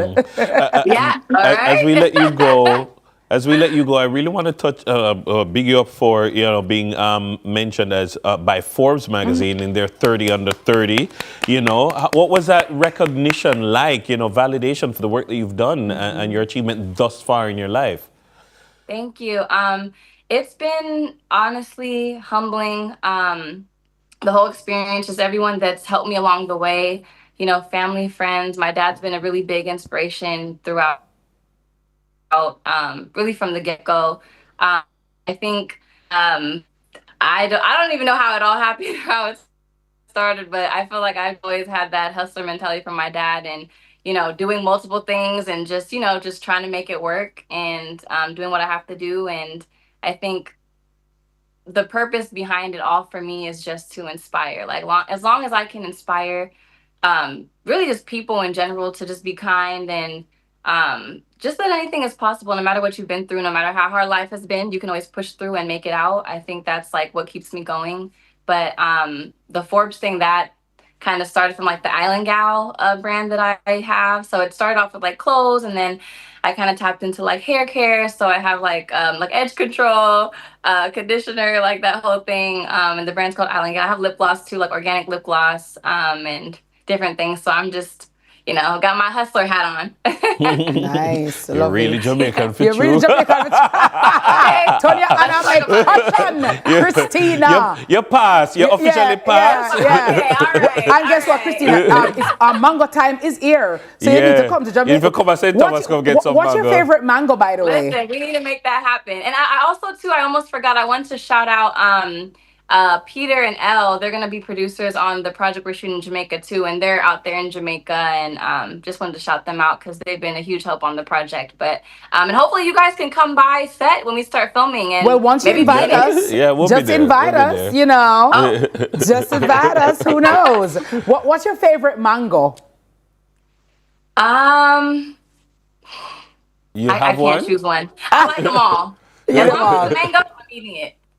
Where can we find you on social media and persons watching to connect with you? Yes. You guys can follow me at the Christina Cooper on Instagram. Wonderful. All right, Christina. Lovely. Have a great day. Congratulations on all you have achieved thus far, and I pray that you will continue to achieve and grow exponentially. Thank you so much. I appreciate you guys greatly. You're welcome. care. Christina Goodas up in a them town. Them for no. You know what I mean? All right. Our guest was actress, model, director, and TV producer Christina Cooper, sharing her journey from global stages back to her Jamaican roots. Please stay with us. There's more Sunrise right after the break.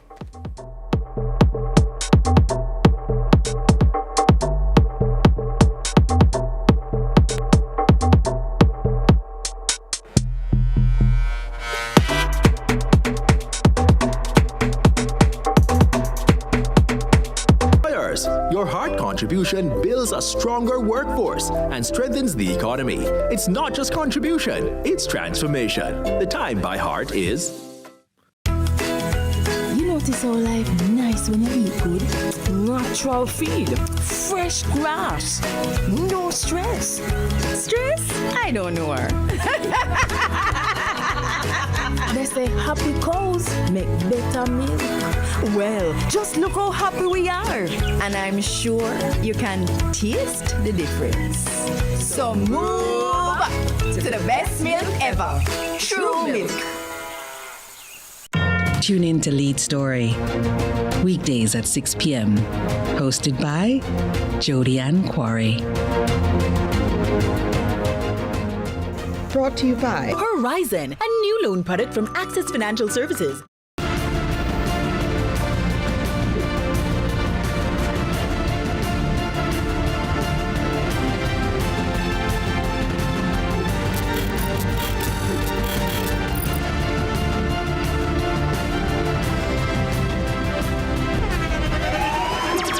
The internationally acclaimed On Stage with Winfred Williams. At a new time, Saturdays at 8 p.m. on CVM TV. So much more than entertainment.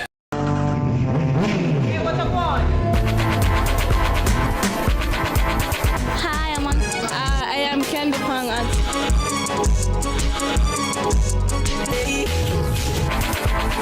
What a guan? What a guan? That a guan, pa. What a guan? What a guan? What a guan! Mondays, Wednesdays, and Fridays at 8 a.m., 1:30 p.m., and 10 p.m. on CVM TV. That's a guan, pa. What a guan?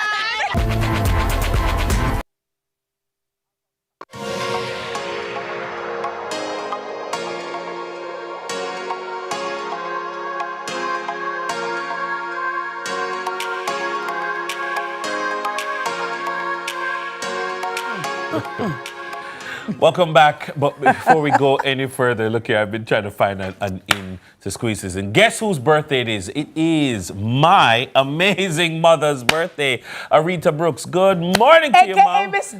Miss Joy, coming from her 3 boys, her 3 girls, her grand and great-grandchildren, the entire family, and of course, you know, all of us here at CVM. Hi, Miss Joy!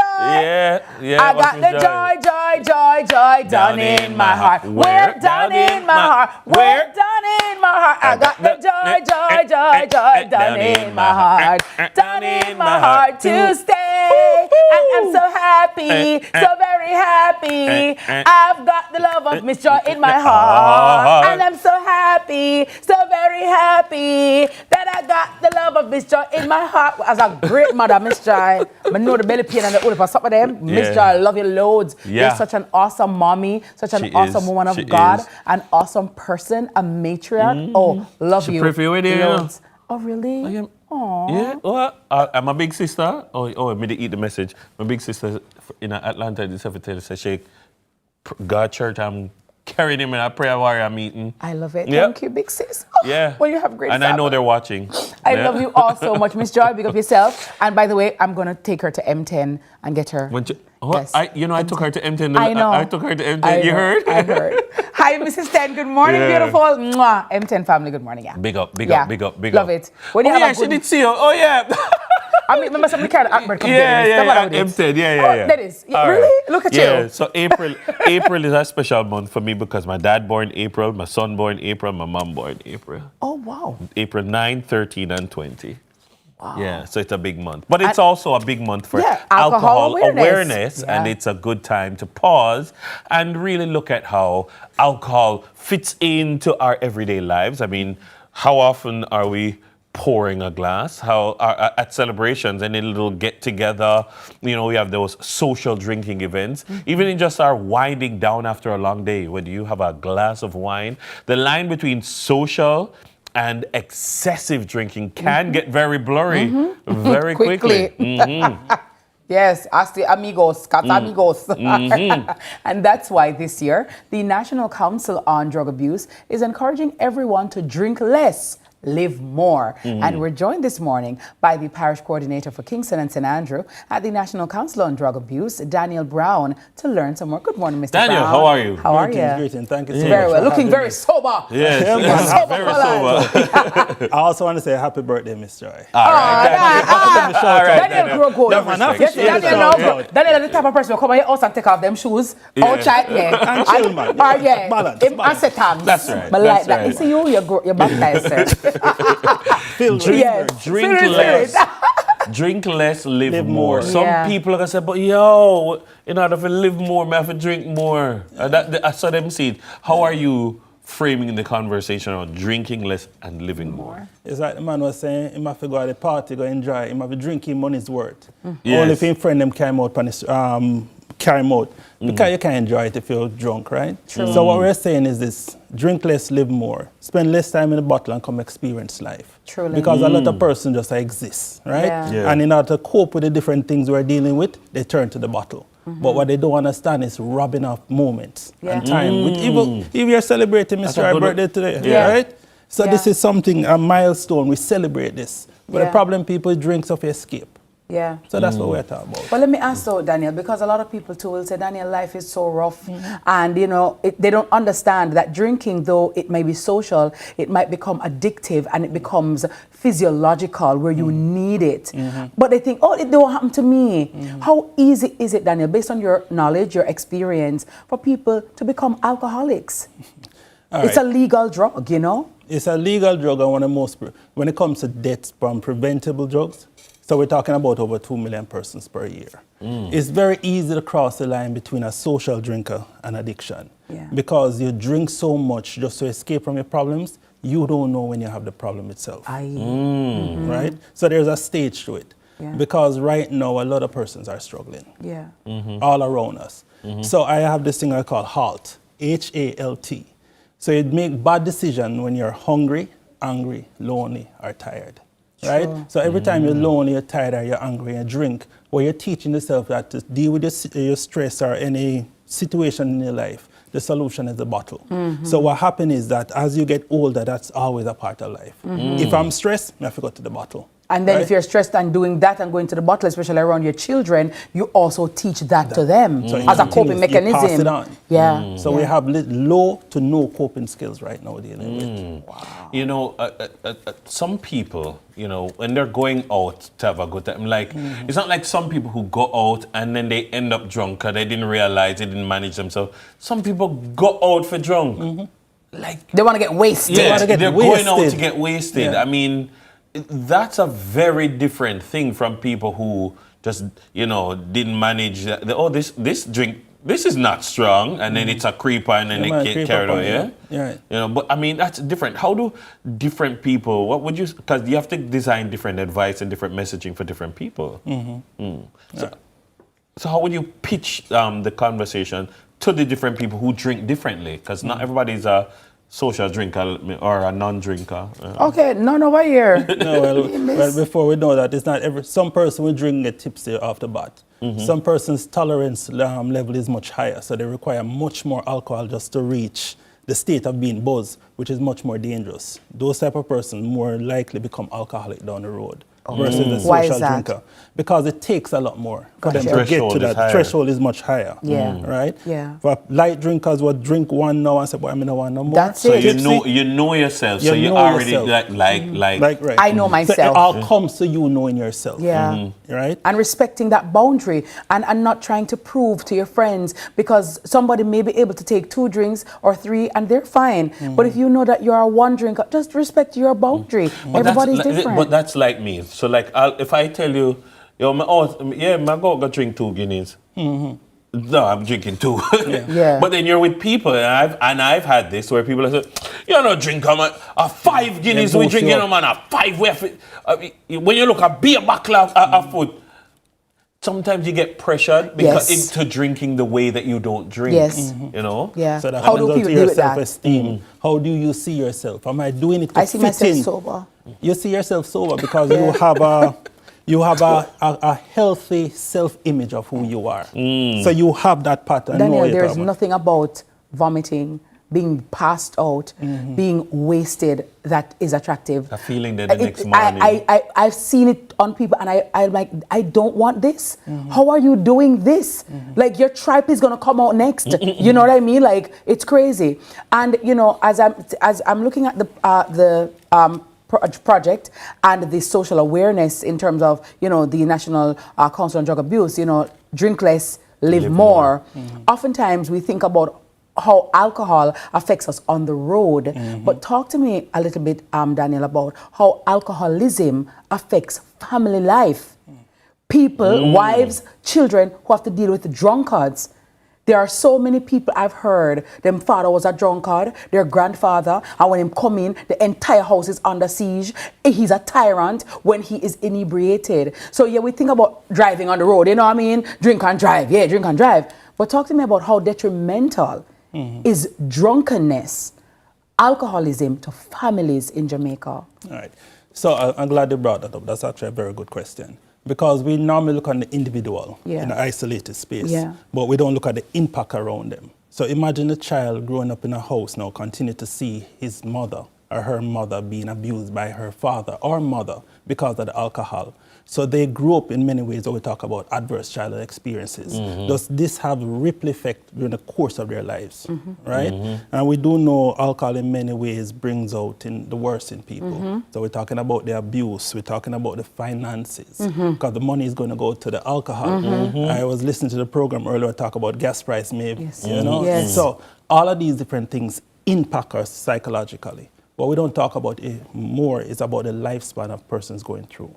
So the family will be affected because of the alcohol use, whether the violence, whether they using the money to... and health-wise too. Cirrhosis of the liver. All kind of things. Cirrhosis of the liver, That's right. So I actually saw my father go through that process, right? So it's something what impacts you and impacts others around you. So it's not only about the individual, it's about the entire family structure. That's right. It's affected by alcoholism. So what are some of the activities for this month that the National Council on Drug Abuse is engaged in? I know for one, we were at the Uni Carnival and different spaces where we're having a harm reduction conversation, right? We're not telling persons not to drink, but to be mindful, right? We're trying to reduce the harm which is done to the individual as well as the community.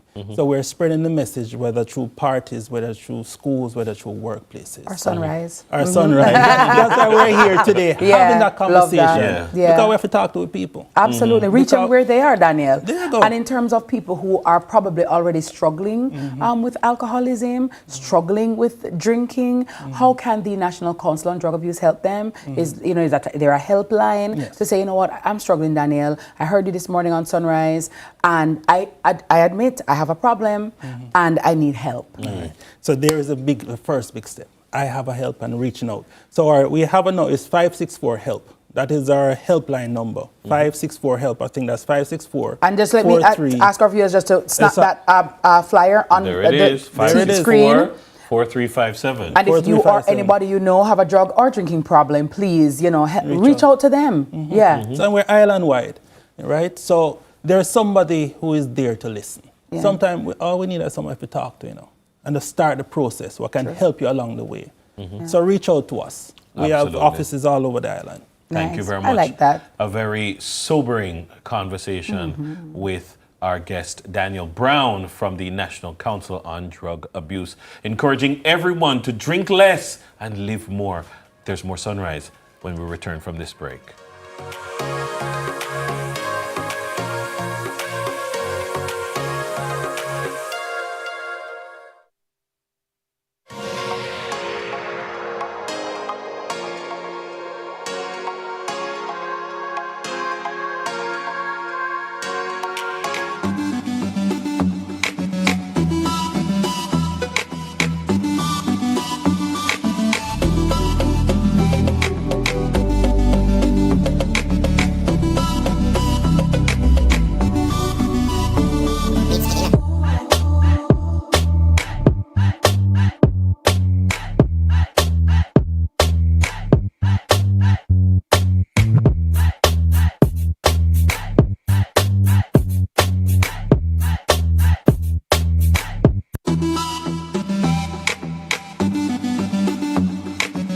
Is the Aedes aegypti mosquito that spreads the Zika, chikungunya, and dengue viruses. Search for its breeding sites and destroy them. A message from the Ministry of Health and Wellness. The time by the Ministry of Health and Wellness is 7:45. You see me? Me love my food and my ketchup run the flavor in so many ways. Miss Flowers, I want to turn up your food, sir. My secret ingredients, just tomato ketchup, run the flavor. Richer, thicker, and more affordable. Give me my ketchup. Everybody want to see if a country right now. One thing about Jamaicans, we might have differences, but we know when something is good for all of us. And when we work together against crime and violence, we are stronger than ever. And that's how we know the Citizen Security Plan can work. That one that name CSP. The Citizen Security Plan is an initiative of the Ministry of National Security in partnership with the European Union. It's an all-of-government effort to create safer streets and build stronger communities. Go to mns.gov.jm to learn how you can play your part.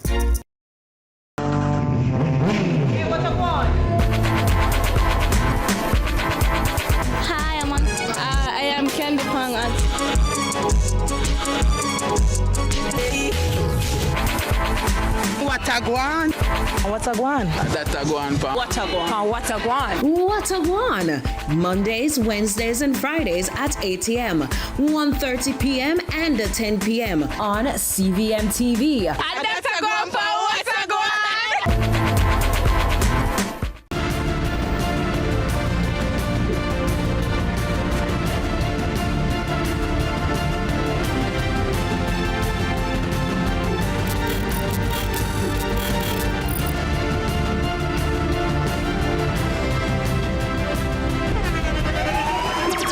The internationally acclaimed On Stage with Winfred Williams. At a new time, Saturdays at 8 p.m.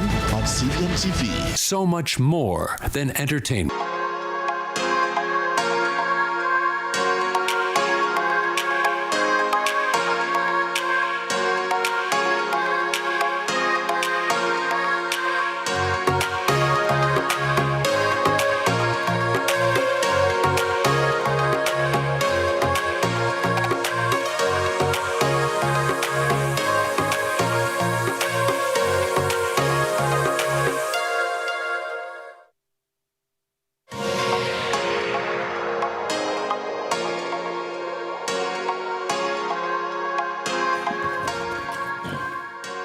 Thank you so very much for staying with us as we continue the conversation around Alcohol Awareness Month, a very important conversation that must be had. Now, in this segment, we're turning to the issue that continues to have serious real-life consequences and implications on the roads: drinking and driving. This remains a major factor in road fatalities. And beyond the statistics, the families and communities that feel the impact. Now, this morning, we're looking at how enforcement, education, and personal responsibility all come together in tackling this issue. Joining us this morning, have it all down pat, right? The head of PSTEB, Public Safety and Traffic Enforcement Barrage, Senior Superintendent Lloyd Darby, and Sub-Officer from the Technical Enforcement Unit, Sergeant T. Walker. Gentlemen, good morning to you. How are you? Morning. Salute the soap, yes. That's of course, respect every time. Officers, it's always great to see you. Always great to have you on the show.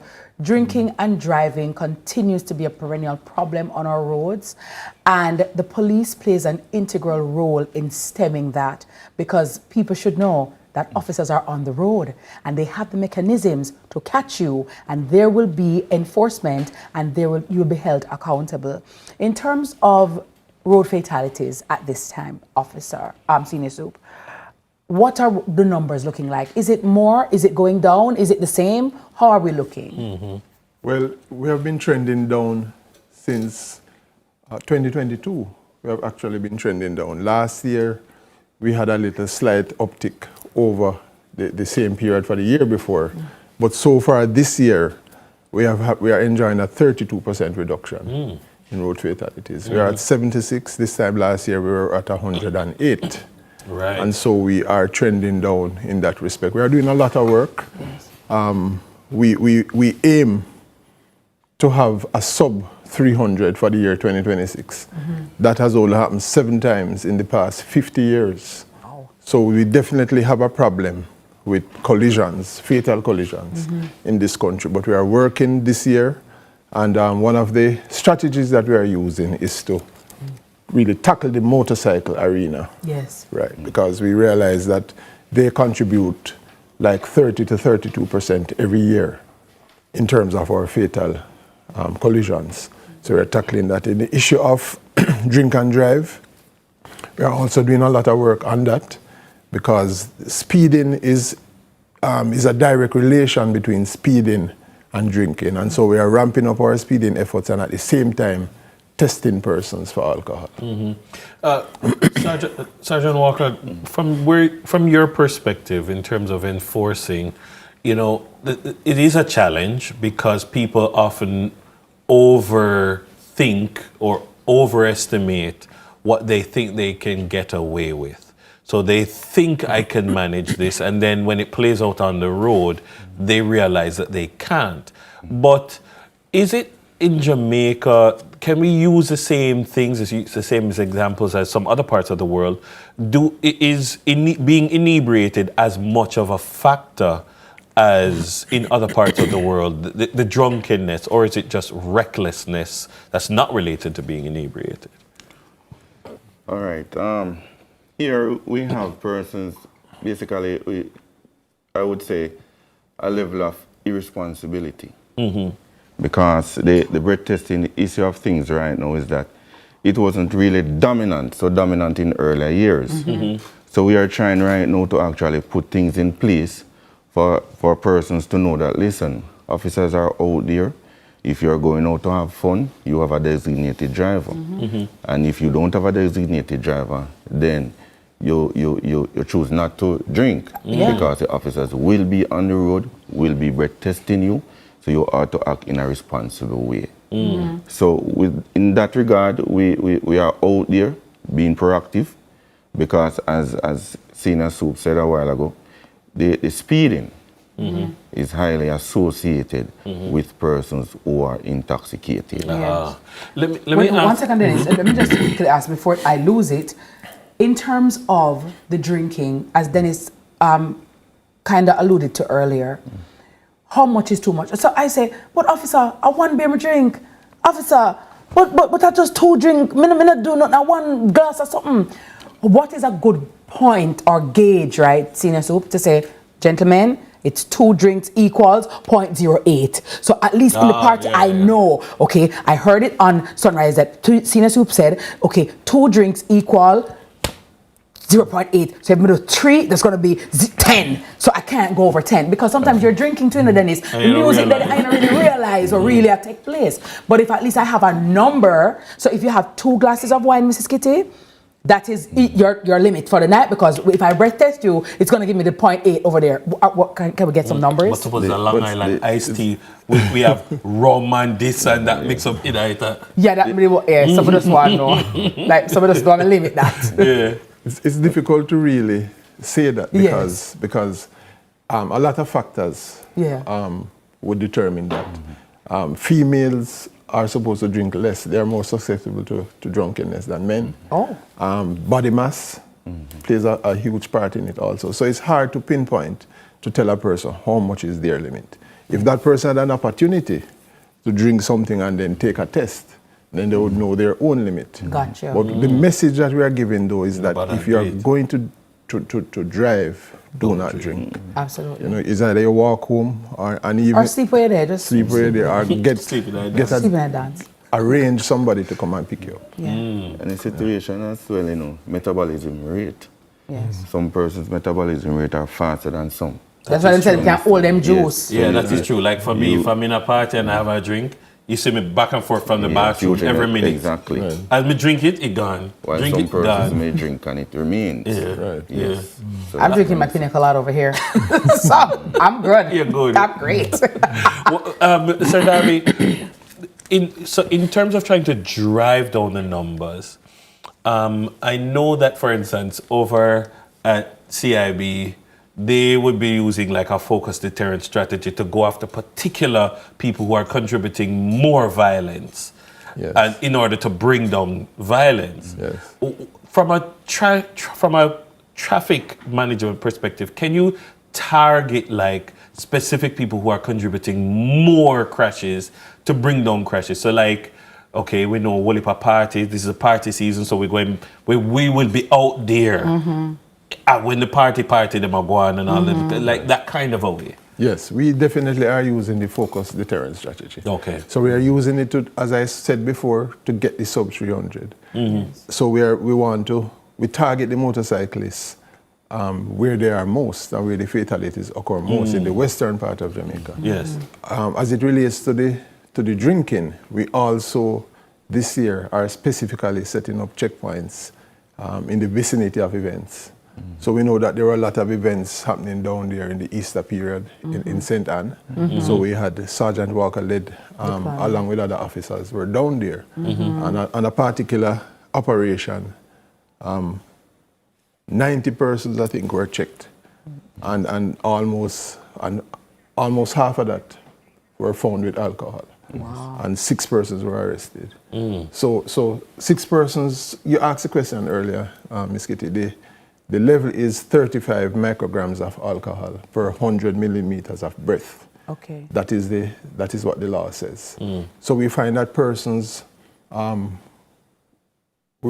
that particular operation, some 39 persons had alcohol in their breath, but not reaching the limit. Okay. While 6 were over the limit and were arrested. So I have to reach that limit in order to be considered drunk as per the law. And you'll be arrested. And I'll be arrested. But importantly, the influence of alcohol, even without reaching the limit, yes, can impair. Yeah, can impair. So so let me ask Sergeant Walker now. So Sergeant Walker, you stop somebody, you give them a breathalyzer test, they have passed the limit. What follows? You arrest them. What are the charges? What are the consequences? Because I think sometimes as well, Dennis, people might think, oh, they might just talk to me or just send me home. What are the consequences? All right, first to note, the breath testing, the consequence of it is not a ticketable offense.